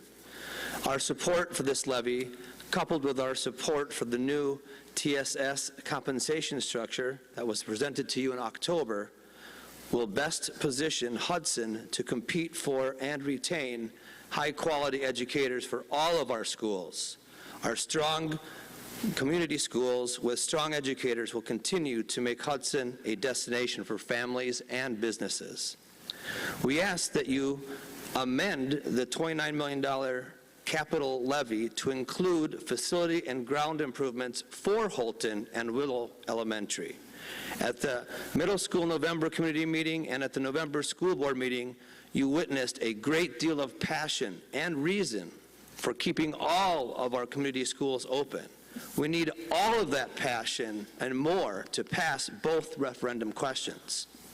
Having one question that helps all schools and another question that ignores Willow and Holton Elementary sends a mixed message that could jeopardize maximum support.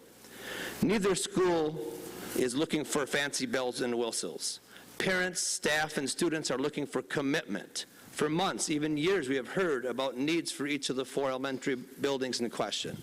There must be some need at Holton and Willow that could be addressed with this referendum, no matter what their futures may hold. Commitment is a two-way street. Holton and Willow parents, present, past, and future, have offered their commitment to this referendum. We are all grateful for your desire to keep all schools open. The best chance to pass both questions is to cast the widest net possible of support. Your commitment to all 4 schools on both questions would be essential and wise. Our students, parents, staff, and community deserve no less. Thank you very much. All right, thank you for your comment. Next up, we have Mallory Hildebrandt of 6th Street.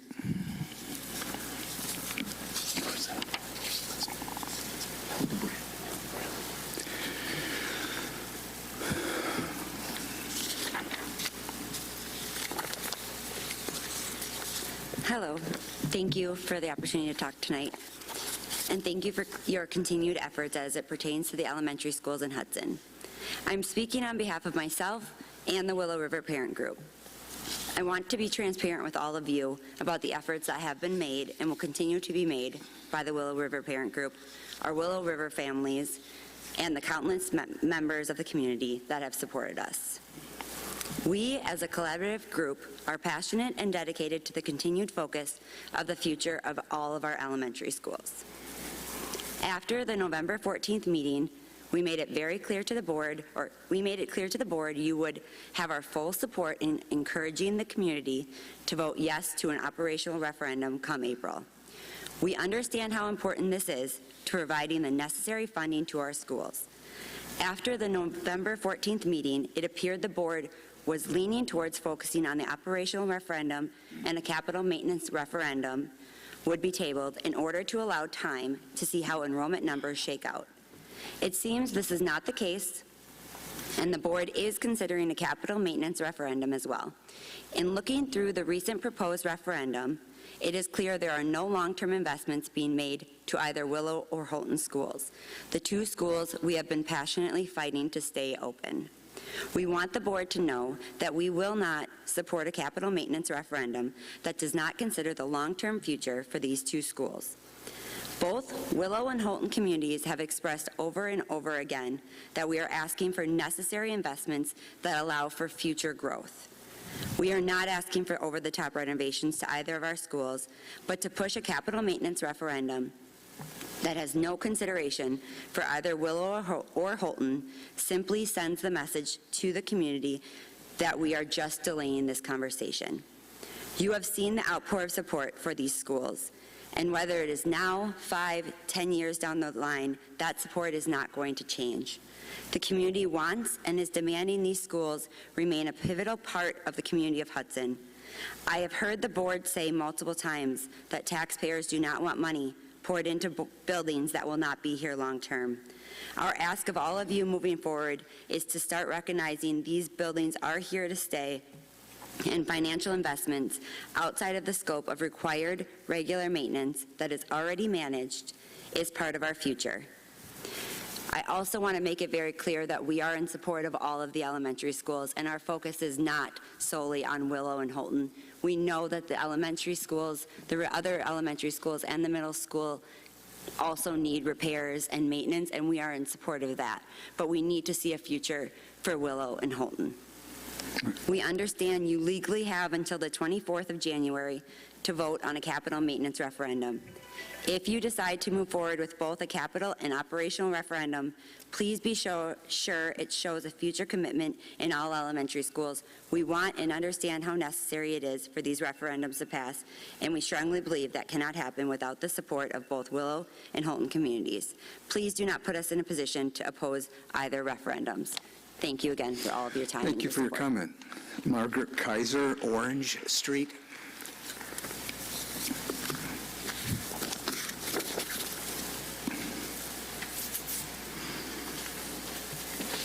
Good evening. My name is Maggie Kaiser. I have 2 kiddos at Willow River, 1 in 4K and 1 in 2nd grade. As I've expressed to all of you by email as well, I'm a guardian ad litem in our community, and I represent the best interests of many Hudson students in the circuit court for St. Croix County. I will tell you that these smaller elementary schools are priceless to these children. And I've gone into it in more detail, but having more staff available to these children is extremely important because not all children are as fortunate as the children of the parents in this auditorium tonight. So thank you for listening to us throughout this whole process. We can tell that you've been hearing what we've been saying and are responding to it.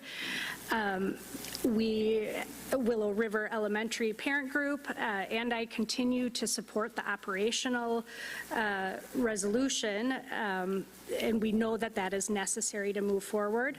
But like the other speakers tonight have said, we were incredibly disheartened when we saw the proposed budget for the $29 million capital resolution. It shocked us. We expected that any capital improvements would address the priorities 1 and 2 of the schools, not things that are not necessary at this time. And frankly, it sends not a great message to our community if you want to show support for keeping all of the elementary schools open. What it says is we are going to continue to let some elementary schools fall into disrepair while we make progress towards a mega school. I just, that's the writing on the wall. That's what I see when I look at that $29 million capital referendum. I am asking you to come up with a budget that addresses needs and not wants. That is what our community is asking for. We need all of the schools to be supported by this capital referendum. And it's something I would gladly stand behind, and I would go knock on doors and ask your voters, your constituents to vote for. I urge you to vote no to the current capital referendum and go back to the drawing board and look at what all of our schools need, not a want. Thank you. All right, thank you. All right, that concludes those who have registered to comment on agenda items 5C through E. Dr. Aulette's given the introduction. Is there any other comments that you want to make, Nick? Yeah, just a couple clarifying points. First of all, it's not additional classroom space at North Hudson to add additional classrooms. We put it in as a placeholder that as we look for spaces in that building to offer ancillary services in our student services department, it may make sense that spaces inside the building get remodeled or taken over for those types of services. And then if that's the case, then we would just be adding back the same amount of classrooms we currently have. But it's adding a level of flexibility. We had to account for the dollars, the way we account for the dollars in the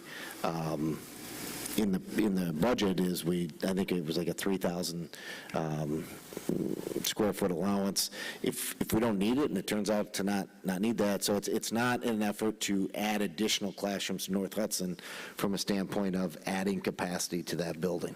That's not the intent, and that's not what we're looking to do. The other piece, as far as addressing the additional, or the gym at North Hudson, it is about needs and not just wants, because currently, if we were going to make improvements at Holton, we would come to the board and ask for the same thing at Holton as well, because it allows us to change the way we deliver instruction during the day, because currently right now when we serve lunch dictates when we teach reading. And so it is more about a need than a want.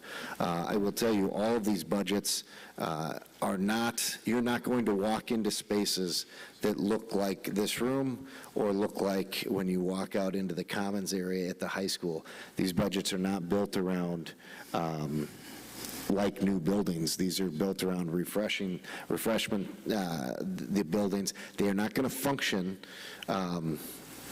much different than they are now. So if we were to talk about wants, we would have them function a lot differently, and the price tag would be quite a bit different as we work through this. Also, you can see in these budgets that were sent from Bray, they have been reduced as far as contingencies reduced and things along those lines to have them fit that $29 million that I think Heather made the motion at the last meeting, as opposed to, so about $2.5–3 million, I think, was shaved off of contingencies. That if things come in higher, we would just either A, have to cut things back, or B, kind of have to underwrite those risks with additional district funds. Go ahead, Heather. Nick, I recall, so I'm hoping you can speak to gymnastics. Yep. Hearing the feedback makes me realize how much happened at the work session, how much information we went through, and how many ahas there were. But I think connected with North Hudson Gym, really important is Title 19 and gym space. Yep. The Title IX gym space situation as it relates to our gymnastics program, we need to add space for our gymnastics program. The most cost-effective place, it looks like, right now to add that space is North Hudson. And because it's we can do some different things with remodeling the existing multi-purpose space and adding an elementary gym, which is much cheaper than starting from scratch, building a gymnastics facility at another location. And so that's why part of that price tag at North Hudson has grown, is because we are also addressing the gymnastics needs as well. And then as far as maintenance and things along those lines at Willow and at Holton, as we talked about at the board meeting in December, we're not going to allow those buildings to fall into disrepair. We would still be maintaining those buildings, but as the board talked about, giving 3 more years and restudying the demographic numbers, and then making a decision at that time for those buildings, which could then, at that time, need an additional referendum to finish out those 2 buildings. So it is not because we're not doing those, the recommendation isn't to try to close them. It's just we would not stick huge amounts of money into those buildings unless they're life or safety items, unless they're needed, because there could be that potential. If a boiler goes down, we're going to replace it. We're going to fix it. If air conditioning goes out, we're going to fix those things. So it's not we're going to let things just go into disrepair. It's just basically delaying the decision on those 2 elementaries, but moving forward with the other 2 elementaries and the middle school right now. So that is kind of the background on some of those budgets and kind of where we're at.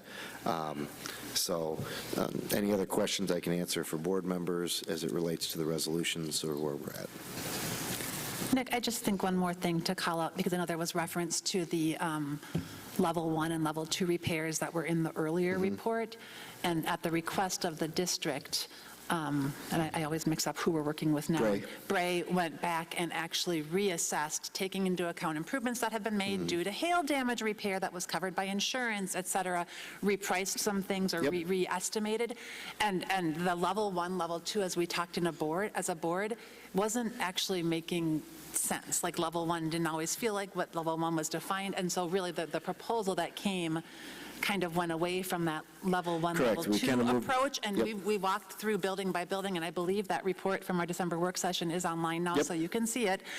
Really a fresh take at, okay, looking at each of these buildings, what is it that we're proposing get done? And I guess I would echo, this is not fancy new. We're not tearing down and building new. We are making improvements that are going to make these buildings look good. They'll look refreshed, and they'll probably be set for quite some time. We won't be touching these buildings for a while, but there's not some covert agenda to make mega elementaries or anything like that. It is because we don't, if our enrollment continues to do what it's doing, we don't need a whole lot of additional classroom space. But like, for example, at EP Rock, adding a secured entrance onto EP Rock. It's a couple thousand square feet. You have to account for it in the budget. It just happens, that different things, we have to account for those square footage as we move forward. But again, tonight is not the board making the final end-all decision. This is what it's going to look like, or this is exactly what classroom's going to get done, or whatever. It is giving the voters the opportunity to weigh in on this is really what you guys are doing tonight. That wasn't me, I don't think. So, Mr. President. Yes, Rob. And so I appreciate the conversation, and certainly the conversation around priority 1, priority 2. The priority ones originally were items that were failing or near failure, items that needed to be replaced either now or in the next couple of years. And with this particular budget, getting away from those critical to replace items has caused this budget to increase dramatically. Just looking through the estimates, we're talking now about flooring, cabinetry, casework, paint, new ceiling tile. In all 3 buildings, we're talking about new central water plants, piping, electrical upgrades needed because of the new chilled water systems, totaling almost $2.3 million. And so, some things that were missed, there's no FF&E, furniture, fixtures, and equipment. And so we'll be moving in certainly desks that are good, but certainly some might need to be replaced. Smart boards, there's nothing, as window coverings, there's nothing in here for that. There's no commissioning. And as a board, we received an email from a gentleman who lives in the district and had worked on the high school. And we see the importance that commissioning work brought and the condition it would be had we not commissioned. There's no owner's representation, which we know we're going to need. We talk about priority 1 items. There's no building envelope testing in this budget. We're focusing on the operational referendum at the same time we're talking about the capital improvements. Yet at Rock, we're replacing like for like 25 unit ventilators, which all those of you who have been to a hotel, you see the little window or wall-mounted window shakers, if you will. A unit ventilator is really no different than that, except much larger. And so the quality of our classroom and the indoor air quality, noise, other issues that could be addressed, and not to mention maintenance. To maintain 25 unit ventilators over time versus moving to a more central system flies in the face of what we're trying to accomplish from an operational standpoint, in my opinion. I would agree that we haven't had a whole lot of community engagement with this. We haven't surveyed. We've heard from some of the folks tonight that just got a look at the Brave budget from, I believe it was the 20th. If we're looking to go to referendum, and I would agree the $8 million is necessary. I would agree there's a need to go to capital referendum, but we haven't done the necessary work with the public. A year ago, I think maybe even tonight, last January of 21, the school board had an opportunity to go to referendum to pass a resolution, and with the wisdom of the board at that time, the board then said, we haven't done our due diligence, we haven't had enough community engagement, and we're going to wait. And I think we're in that exact same position tonight. Maybe it's even more serious, especially given some of the feedback we've gotten from our public. Thanks. All right. Any other board members, comments? Kate? I guess I would echo a lot of what Rob is saying, and I've heard people in the community a lot saying needs versus wants. The operating ask, I think, is appropriate. I do think the capital, Representative Zimmerman said we need to be a more tax-friendly area, and increasing people's taxes is concerning to me. And so I want people to understand why I would say let's look at something else when I vote no on the capital referendum. I just think that it's disingenuous to say that it's maintenance when we are looking at a lot of other things, in my opinion, that are wants versus needs. Mr. President? Yes, Holly. Thanks, Kate and Rob. I guess I come at this a little bit differently. We made a commitment that we were going to wait. We all know, as far as Willow River and Holton go, that is not on the table. We've made that commitment for the next 3 years.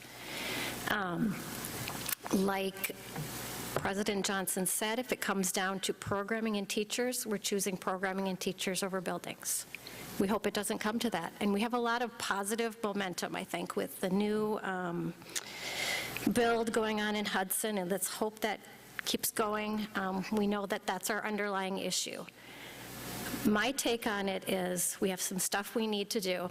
If you're going to do, there's no fire suppression system, there's fire alarms. If we're going to upgrade and we're going to put a fire suppression system, there are things we need to do. We're not going to put the old tiles back up. We're going to do the best that we can. This is not luxuries. These are necessary upgrades. When we come and look at Holton and Willow River, we want them to be safe. We want them to be adequate spaces. However, I cannot support bonding millions of dollars for Holton and Willow River at this time without knowing that we're going to have them in hand. So if we bond over 20 years, I want to know we're going to have that building for 20 years. It's not that things aren't going to get done at Holton and Willow River. They will. We're going to hopefully be able to have money from the operational referendum that we can do some things. I thought kind of as we were going forward, the thing that Holton and Willow River get is not being closed. What we heard was, we like our schools the way they are. We don't want them to change. It's not the building, it's the teachers. We do know that we have maintenance we need to do, right? It's not that we're not going to do it, it's just we're not doing it today, okay? So I think it's prudent. We'll spend money on the schools that we know we're going to keep. We'll look at it again. You may have different people up here. They'll have to look at it in 3 years and decide, what do we want to do with Holton Willow River? And hopefully, we're bursting at the seams. And we're going to revamp them, and we're going to have them for the next 30 years. But we don't know that today.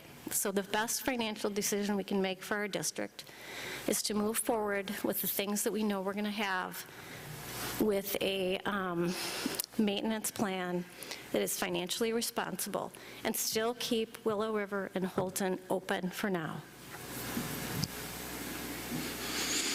Mr. President? Yeah, Bob. I fully agree with Molly. We made a commitment for 3 years. It doesn't mean that 3 years from now we're going to have a vote on closing the schools or not. A lot can happen. Population of our students may increase or even stay where it is potentially. And you know, we have space for 3,000 students right now, and we have 2,100 students. If you believe that we're growing, you should be heartened by the fact that we're saying we're not going to discuss it for 3 years. Even if we discuss it from 3 years, funding might be changed, as Representative Zimmerman said. We might be thinking 3 years from now, oh, why did we even have that decision? Even with the amount of students we have now, potentially, if we can keep the doors open and keep the buildings running and keep paying our teachers and keep the class sizes the way they are, that's the program, that's the educational program that our parents expect. But we can't make 30 to 40-year investments in buildings that might not be here. We, again, like President Johnson said, about not letting teachers go and increasing class sizes to keep half-empty buildings open. It's just inefficient. It doesn't work. We can't go down that road. Other districts we've seen, what happens is programs get cut. Teachers teacher pay is affected. We lose quality teachers. You have to be responsible, and it's financially irresponsible to put large dollars into buildings that may be closed. Mr. President? Yes, Rob. And so respectfully, Molly, Bob, I appreciate your perspective. The challenge that we have, and we'll be looking at this, I believe it's DI, budget model projections, in a moment.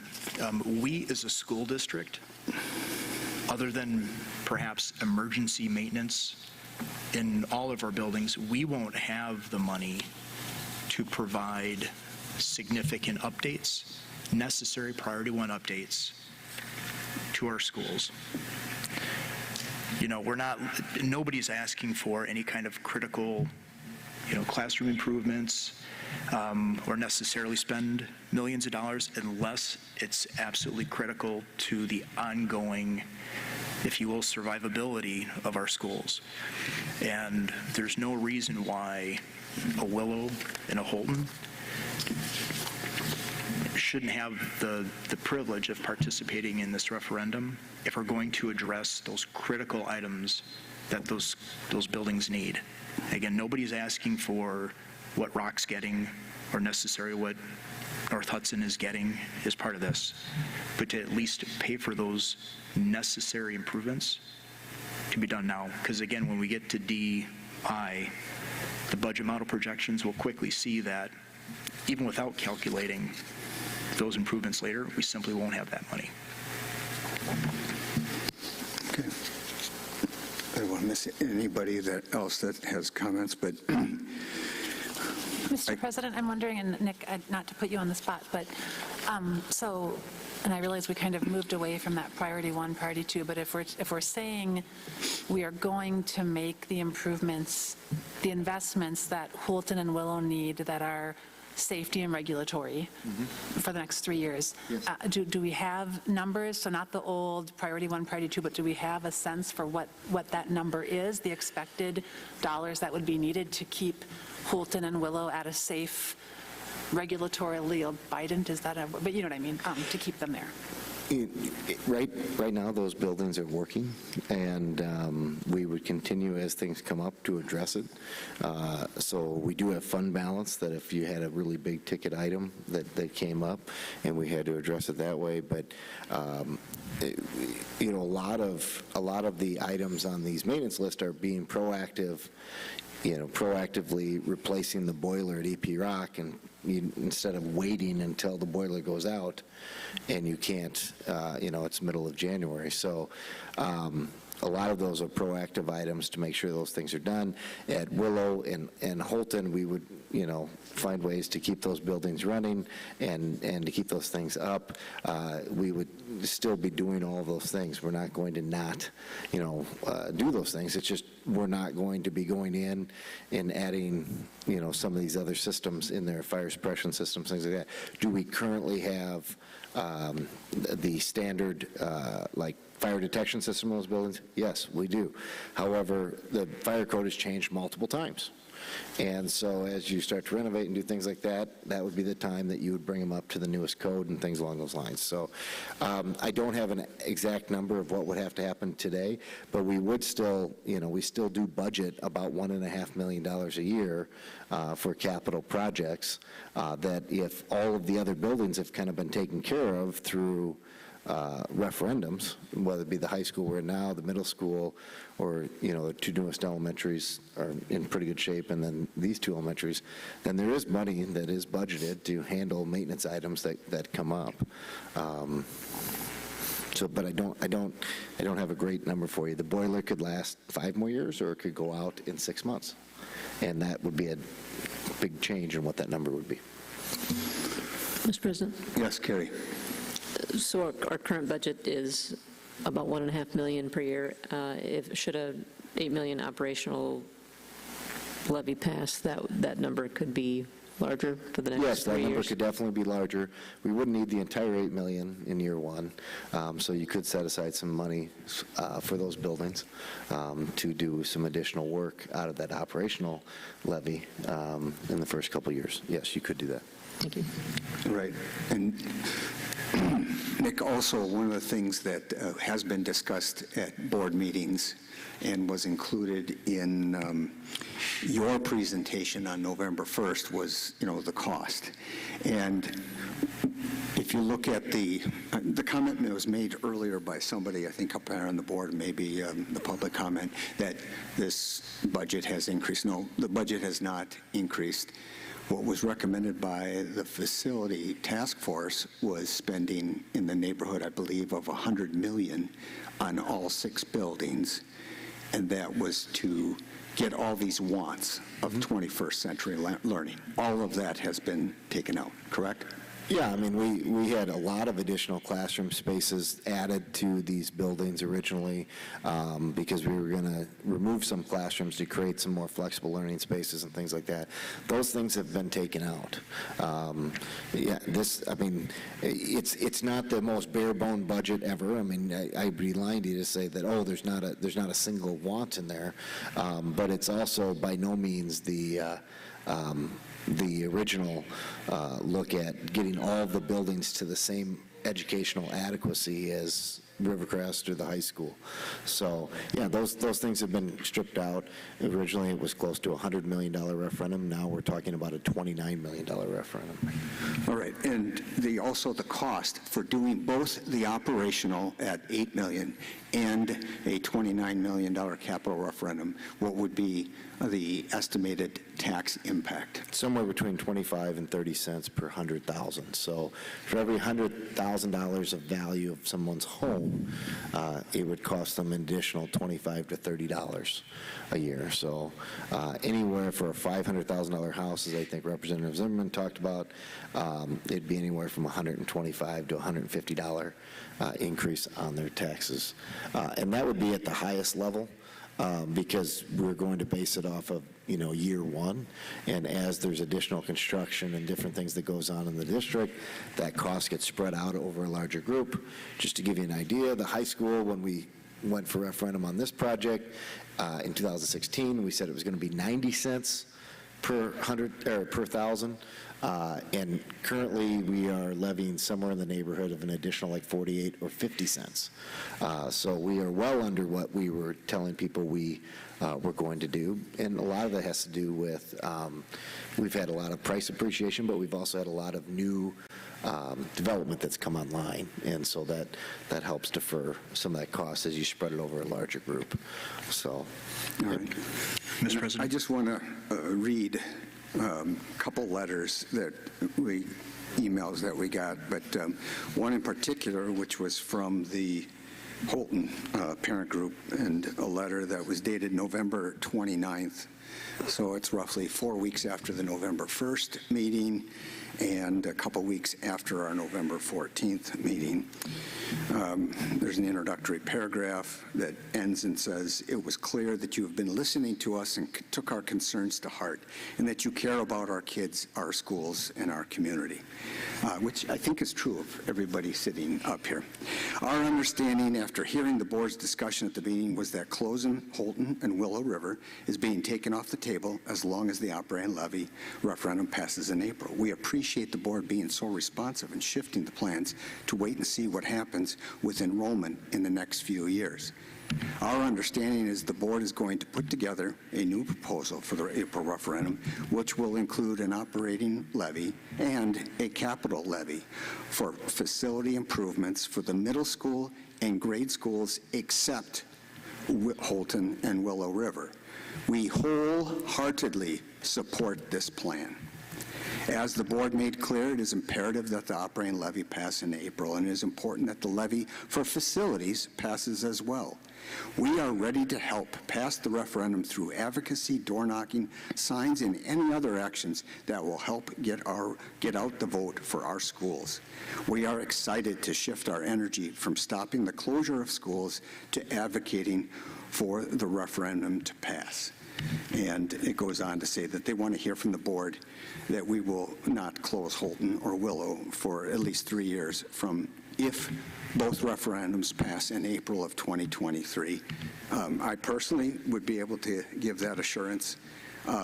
Then there was another email that talked about how the parents got excited that we listened and indicated that we would be willing to watch the enrollment numbers and hold off on a decision on closing Holton and Willow pending getting those new numbers in.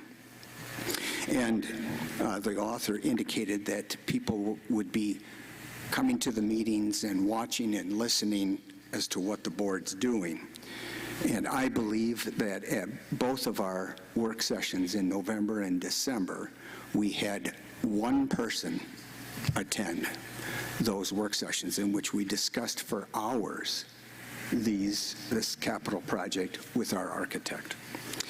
And then that one person, I won't name his name because he's not here, but I just want to indicate what his impressions were after being able to listen to the discussion that virtually none of the people in this audience was heard because they weren't at our meetings. But it says, we know we need a long-term capital investment in our elementary buildings at some point in the near future. We know we need an operational referendum now. We know from the high school referendum that we have a conservative community that prefers utilizing our current facilities over building new. And I just want to stop there because it point out that in those facility task force considerations back in 2021, a couple of the options, and these were even presented on November 1st, included brand new schools at EP Rock and or North Hudson. This budget tonight and this proposal tonight includes neither brand new school at either facility, which I would agree would be, again, a want, not necessarily a need. Now, resuming this one person who has attended the meetings and his impressions, he says, we know the last survey, and he's referring to the one in December of 21, we know the last survey showed that the community would consider supporting no more than a $40 million referendum. We know that the economy is in a tough spot right now and possibly getting worse. I think that by moving forward with the 3 building remodels instead of building a Taj Mahal new building, we can show the community that we are respecting the hardship of the economy while addressing the needs of the 2 elementary buildings that we can confidently say we will be using for the next 20-plus years. I think it is wise to move on this now while we can use the momentum of the Willow and Holton parents that are engaged, as was evidenced by their November 29th letter. I could be wrong, but I believe based off the projected mill rates, an $8 million operational with a $30 million capital would have a mill rate of 36. And as you heard Dr. Ouellette say, it's actually more like, because it's 29 million, it's going to be somewhere between 25 and 30 cents. He goes on to equate it to basically a value basket at Culver's per month. And so I couldn't agree more with the comments of the individual who has followed our meetings, who has read, the proposals and the prior reports from prior architects and prior engineers that have visited all our buildings. And I'm glad that we moved away from the language of priority 1 and priority 2. There really is no priority 1 items. It's not like we have broken windows or failed furnaces and heat HVAC where kids have to wear coats in schools. There are schools in this country where that happens. Thankfully, it's not happening here. Other than this stage is a little cold right now, we could use some coats.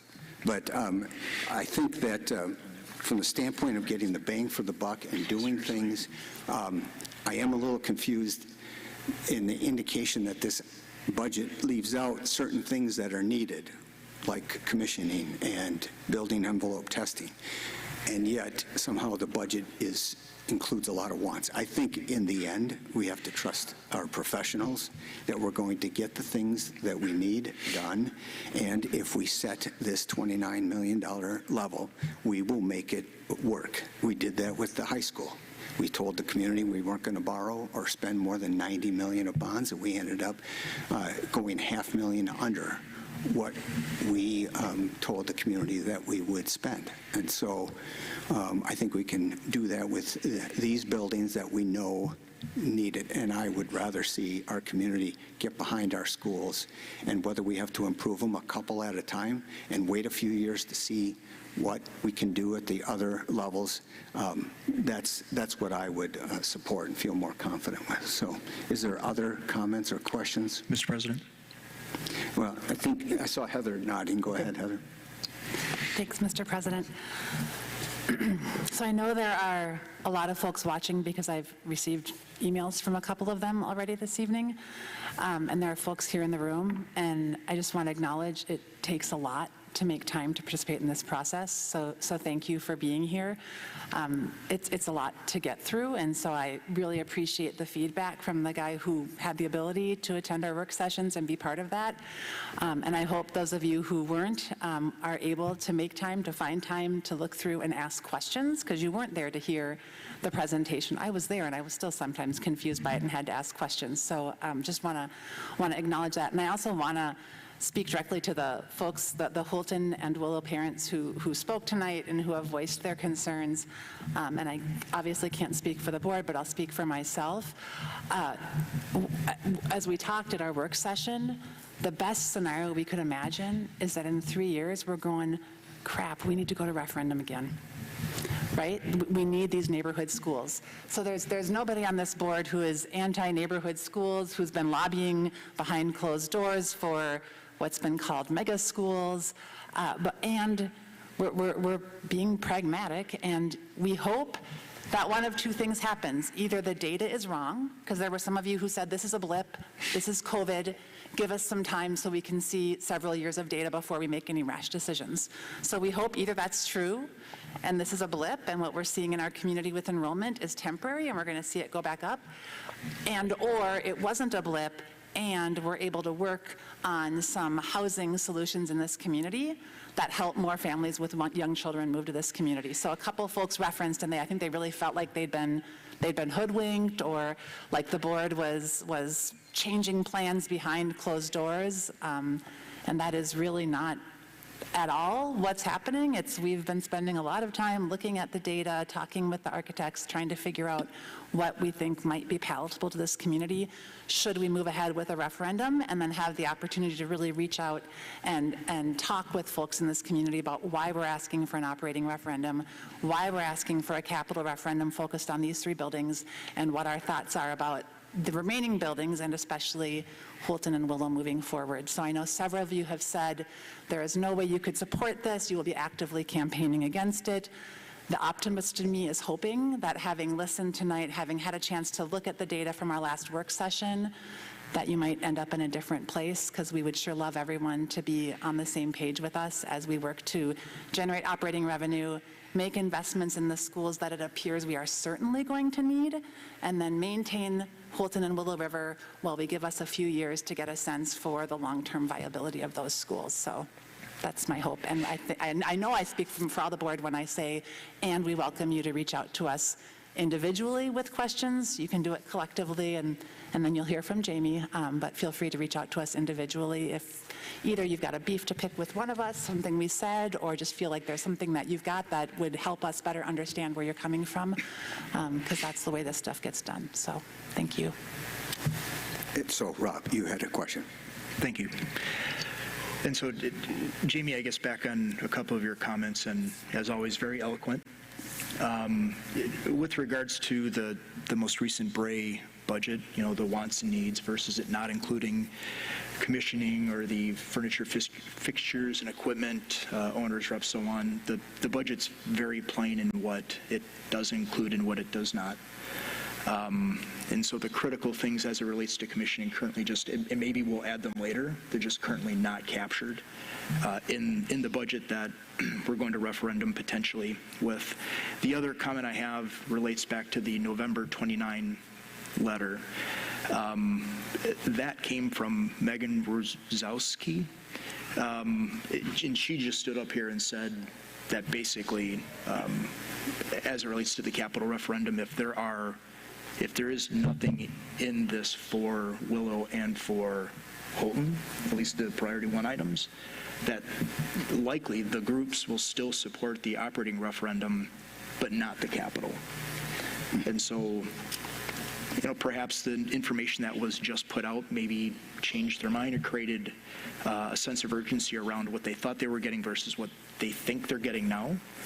But again, it gets back to the community engagement and making them aware prior to us being here tonight. And the same reason why a year ago, January, I believe, the board then decided to not move forward with a resolution to go to referendum. Okay. Is there any other comments or questions regarding that? Now, I'd be willing to, unless anybody has any other comments, I'd be willing to make a motion to get a vote. do we have to read the resolution? So for the first one, which is the issuance of general obligation bonds, you can make the motion to approve the resolution as written for item C and just read the title of it.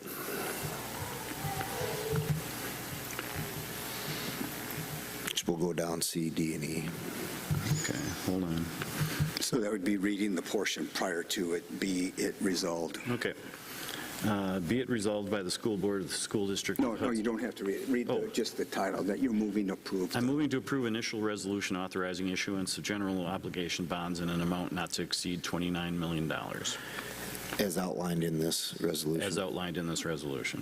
Okay. There's a motion. Is there a second? Second. Okay. Was that you, Molly? Okay. It's hard to see when I can't see people's faces. So, all right, we have a motion, a second. Any further discussion regarding this resolution that we have before us? All right. Hearing none, this statutorily, I guess, requires a roll call vote. Correct. So I'll call for the roll on this. Bauman? Aye. Brown? No. Garza? Logland? Aye. Powers? Aye. Whitaker? Johnson? Aye. The ayes have it, and that resolution is adopted. Next is 5D. 5D, and so this motion would again be the title, and as written. So the title doesn't have the $8 million limit, but in the resolution itself, it does have that. So you can make a motion with the resolution to exceed the revenue cap commencing with the 23-24 school year by $8 million, and as presented in this resolution. Mr. President? Yes. Carrie. Be it resolved that resolution to exceed revenue cap commencing with the 23-24 school year shall include an amount of $8 million each year in excess of the revenue limits imposed by Section 121.91 of the Wisconsin statutes. Right. Second. We have a motion, second by Bob. It's now up for discussion. Mr. President? Yes, Rob. Nick, would you mind just real quick stepping through the budget model projections? If we could get that on the screen. Yep. Yeah, we've had an addition, haven't we, of the 27, 28? Yep, we added an additional year on the budget model. When I say we, I should say Bonnie and her team put this together. Yeah. But essentially, you have the two different forecasts. They're both based off the baseline assumptions on our enrollment projections. The top assumption is if we were to get 100% of the governor's proposed budget. The bottom one is if we were to get about 75%. It's 50% of the per pupil increases and still 100% of the special ed funding. Now, the thing that you have to remember, we'll run into some pretty large deficits in a hurry. One of the things that will be happening over the course of the next 5 years is as the bubble works its way out through the high school, you will see some budget reductions, staff reductions at the secondary level like we have already done at the elementary level and the middle school level. So some of that will be offset by budget reductions, but you can look at what some of our base assumptions are in there. But without the operating levy, it will get ugly in a very, very quick situation.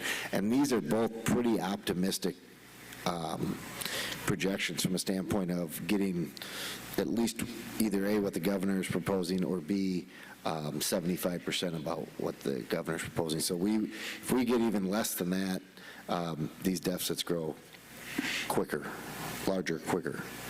So hopefully that answered your question. So I'm reading that, yeah, that's a great question, Rob, and the baseline forecast for the proposal where it's only 50%, so that's if the legislature doesn't adopt more than 50% of whatever the governor proposes, within 4 years after this current year, we will exceed the 8 million even if it passed, and we'd be back in front of the voters. I wouldn't say we'd be necessarily back in front of the voters, because not built into this, but you would expect is that as, like I said, our enrollment goes down at the high school, we'll start to make some reductions, so that'll help offset some of that. It's not, you just got to remember, in order to generate millions of dollars worth of budget reductions, it takes a lot of staff reductions, and either that or program reductions. So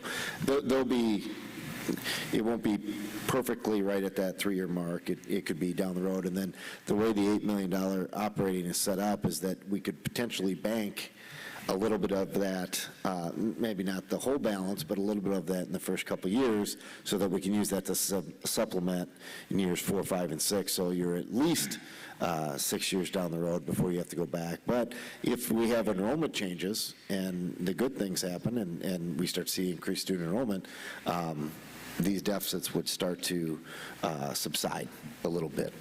Because as you look at our enrollment projection numbers, you can see that it's basically us dropping another 240 kids over the next, 250 kids over the next 6 years. So may I ask that's 4K through 12. 4K through 12. Yeah. Yep. May I ask a clarifying question? Sure. And so as it relates to the budget, even with the $8 million that we're fortunate enough to have our community support, likely even if we stash some of the $8 million away, like you said, we couldn't all of it, but some of it, likely we're not going to have much, if any, additional money to put into capital improvements later. I mean, furthermore, if we're going to start cutting because of this, like most districts, they tend to start cutting their maintenance budgets. And so to save programming, because you need programming more so than you do maintenance. Yeah. So there will be funds. I mean, we're going to be making natural attrition cuts as class sizes go down, as enrollment goes down. So it wouldn't be that we're making the cuts just purely because we're having a budget issue. We'd be making them because it's the right thing to do. Even if these numbers all showed 0 and we had declining enrollment at the high school like we've had at the elementaries, we would reduce staff because we wouldn't keep staff on board that we don't need. But yeah, I mean, there's a lot of it depends on what the legislature does. I mean, that's kind of the $1 million question. And I know Representative Zimmerman is really, we've talked lots of times, going to try to advocate as hard as he can for our funding and working through that. So, but I would say that it would not be out of the question to think that you would have a couple $1 million extra a year to spend on some capital improvements, or you could sock away for potential future capital improvements if you levied the full $8 million. And I asked that question at our work session, and because we had the $15 million and we were looking at the $29 million and that potential of adding to that 15. And your comment, as I recall, was, well, no, because we're going to need to sock that away so that we don't have to go back to the voters as quickly. Yeah, I mean, at the end of the day, you guys can decide what you want to put the money away for. I mean, it can be half and half. So let's say you need 2.6 to make ends meet, and you have an extra 5.4, you can say we're going to take 1.5 and put it towards capital projects, and we're going to take the other 3.9 and sock it away for down the road operating expenses. It's whatever future boards want to decide how they want to utilize that money. The operating levy has the least amount of strings attached to it. It can be used either for ongoing expenses or capital improvements.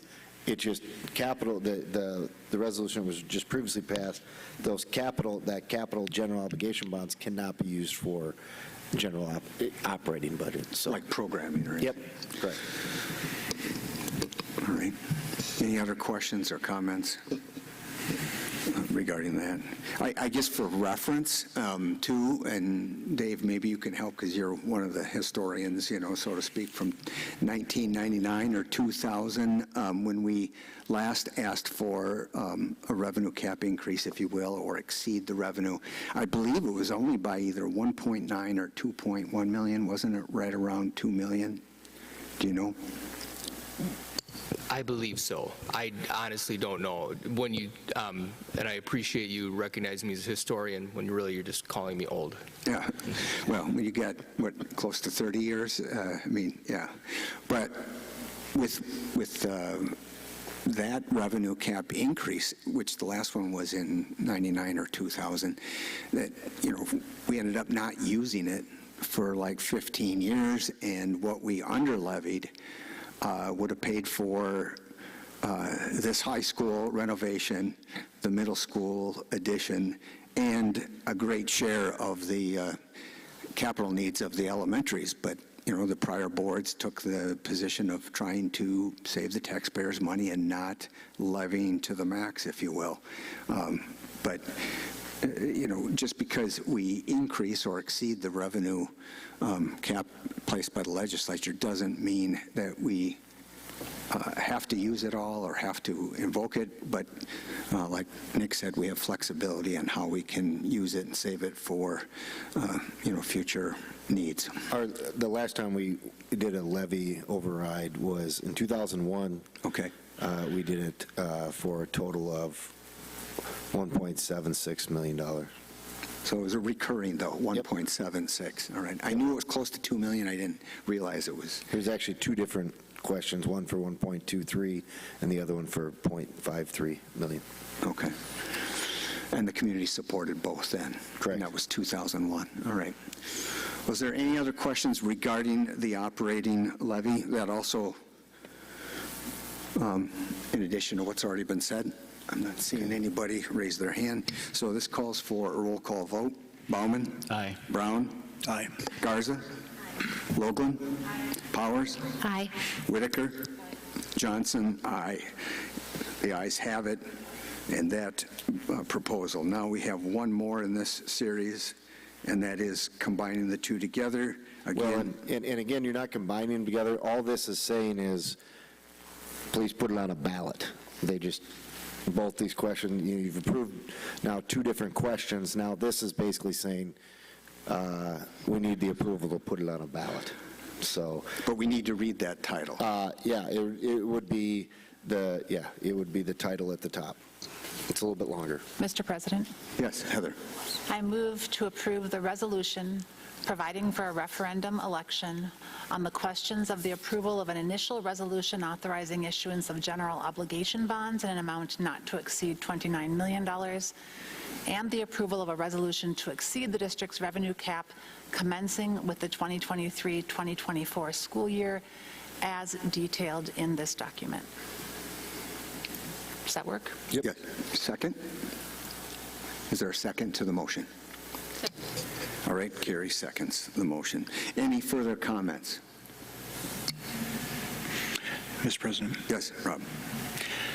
And just, going to sound like a broken record, but given the lack of community engagement, like last year, the lack of, I'm not going to say transparency, the information was available, but at the end of the day, the focus on, or lack therein, with Holton and with Willow, I think we've shown tonight we likely will not have the money later to take care of their critical needs. And I think that just puts a poor light on what it is we're trying to accomplish. Furthermore, the budgets we have, and I've already been through this, have air conditioning and electrical upgrades at $2.3 million, painting, casework, carpentry, carpeting, ceiling, tile, things that aren't, as we've been calling them, priority one, priority two needs. And for that reason, I can't support this. Just for clarification, that would mean that you would not support also putting the $8 million operating referendum on the ballot as well? If this is, to be clear, if we had two motions, one motion for the capital and one motion for the operating, I would support the operating.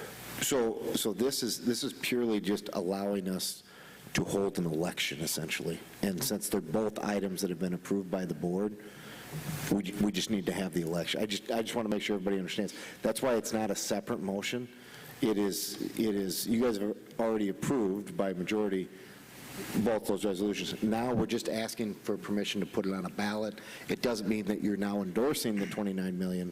It just means you're allowing questions to go on the ballot. Yes, and what I'm saying is, I don't think we should go to referendum with the $29 million. I think ultimately it's going to lead to a failure. It's going to be a spend of, really the faith that we've built from the public over the last number of years, and it's going to be harder to go back to referendum later. And for that reason, I'm out. All right. Any other comments or questions? Yes, Heather. And I would say, I think we just had one of those examples of when you can hear the same conversation and hear two different things. I don't think I just heard that we've just proven that we're not going to have money to take care of Willow and Holton over the next 3 years. I did not hear that. So I wouldn't want parents sitting in the room to go, wait, what did he just say? I would revisit the data that we just looked at in the next 1 to 3 years. With an $8 million operating referendum, we're actually fine, and we will have money to take care of operating needs, and we could do the math after the meeting if you want, Rob, but the math seems pretty clear to me. I think if we go to referendum, it feels like there is very strong support for the operating referendum, and we're taking advantage of at the same time when we're reaching out to people and talking to them about where the schools are headed, about also asking them to consider supporting these investments that are not priority 1 and 2 investments.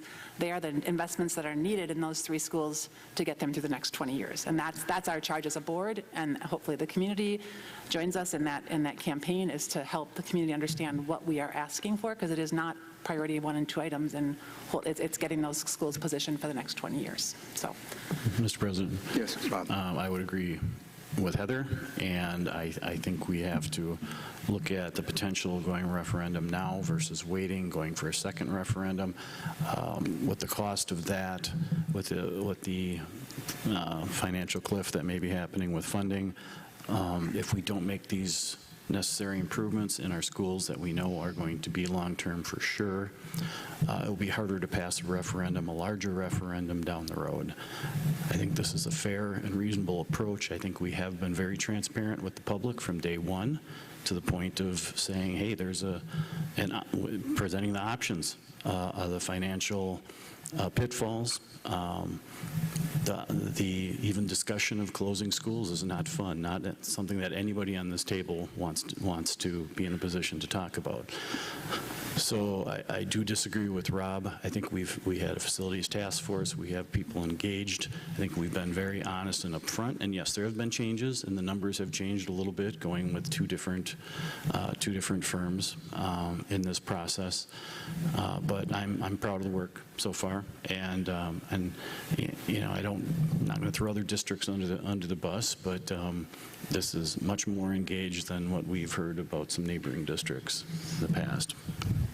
Any other comments? Well, can we make these 2 separate motions, or do they have to be? It's not 2 separate motions, just because you're literally only making a motion to hold an election. Mm-hmm. It just happens to be that you guys have already approved these other 2 items. So we asked the bond counsel about it, and he said this is how it needs to be worded, because both these items are going to be on the ballot. So I just want to reiterate, you're not endorsing the $29 million or the $8 million. You're just saying it's okay to. We just need the statutory authority granted by the board to put it on the ballot. So essentially what happens is bond counsel will then create the ballot and send it to the county. So we don't have the ability to split them, from what I've been told. Correct, and we've, like I said, we've already passed to items C and D, and this is to put it on the ballot, which I believe that's where it belongs. I think the voters should decide this in this community. They've supported schools in the past, and I think they can support it when they see that there's needs. And I think that splitting them would be a mistake, because I think it would make it harder to pass a capital referendum down the road. So is there any other discussion? Just one last comment on a couple things Bob said. And again, with all due respect, when we talk about transparency, just as an example, for our public to have to go to our agenda, our December 20 agenda, to find the Bray detail, doesn't reek of transparency. To look at the updated Bray detail that's found in our agenda tonight doesn't smell of transparency. So, is there any other comments? I just have one question, because I want to be really clear. So if we vote for this, would there be, on the ballot, would there be two separate questions? Yes, there's two separate questions on the ballot. This is literally, so you're not combining them in a question, you're just literally saying, please file the paperwork with the county, and it will be two separate questions. Okay. As it's defined in those resolutions. Absolutely. They're totally, the only thing that's merged together is the fact that we have to have an election. That's the only thing that's merged together. All right, any other comments? Call the question. All right, we'll start with a roll call. Bauman. Aye. Brown. No. Garza. Logland. Aye. Powers. Aye. Whitaker. Aye. Johnson, aye. The motion passes, and the questions will be on the ballot for April of 2023. Next up on the action agenda is the 23-24 open enrollment space determination, and this one is Andrea, and the next space determination will be Terrace. So, Yes. So this is the memo as presented at the board work session a couple of weeks ago, and our recommendation, as it has been since January 2020, is to have all of our grades open for purposes of open enrollment. okay. Is there a motion President, to approve? Yes. Move to approve administration's open enrollment recommendation. Second. All right, any further discussion? Raise your hand. All right, seeing none, all those in favor signify by saying aye. Aye. Those opposed say nay. The ayes have it. Next up is the 23-24 special education open enrollment space determination. This is a change from what you've seen in previous years. We've cut that in half from 10 to 5 open spaces. Based on previous year's data, you can see we've only had 1 or 0 students request any spaces. All right, do I hear a motion to approve the administrative recommendation? So moved. Is there a second? Second. All right, motion by Rob, second by Bob. All those in favor signify by saying aye. Aye. Those opposed say nay. The ayes have it. Next up is the Hudson Hockey Association contract approval. I assume there's no changes since this was discussed at the work session? Bonnie? Yep, there was no changes except for that one clause at the end that 2 different documents could be signed that you said was okay. Yes.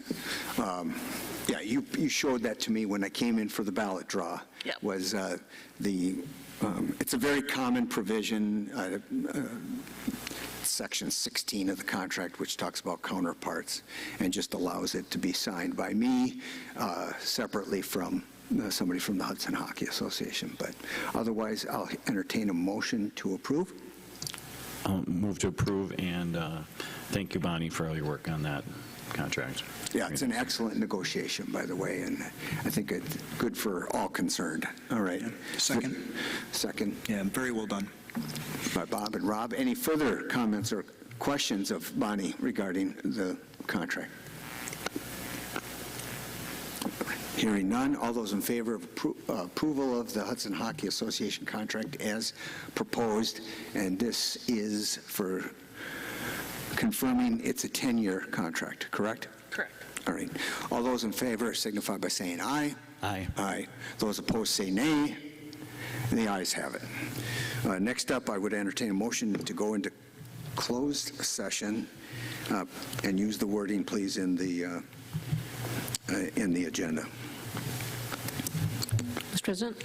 Yes. The board will entertain a motion to convene in closed session pursuant to Wisconsin Statute 19.85, Parent 1, Parent F, to consider disciplinary data of a certified staff member, and Wisconsin Statute 19.85, Parent 1, Parent G, to consider legal advice and confer with legal counsel with respect to possible litigation. All right. Is there a second? All right. Note that Kate seconded Carrie's motion. It requires a roll call vote. Bauman? Aye. Brown? Aye.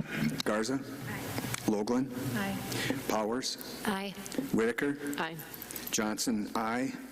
And just so it's clear, we're going to go into closed session. We will be adjourning from closed session. Thank you all for attending.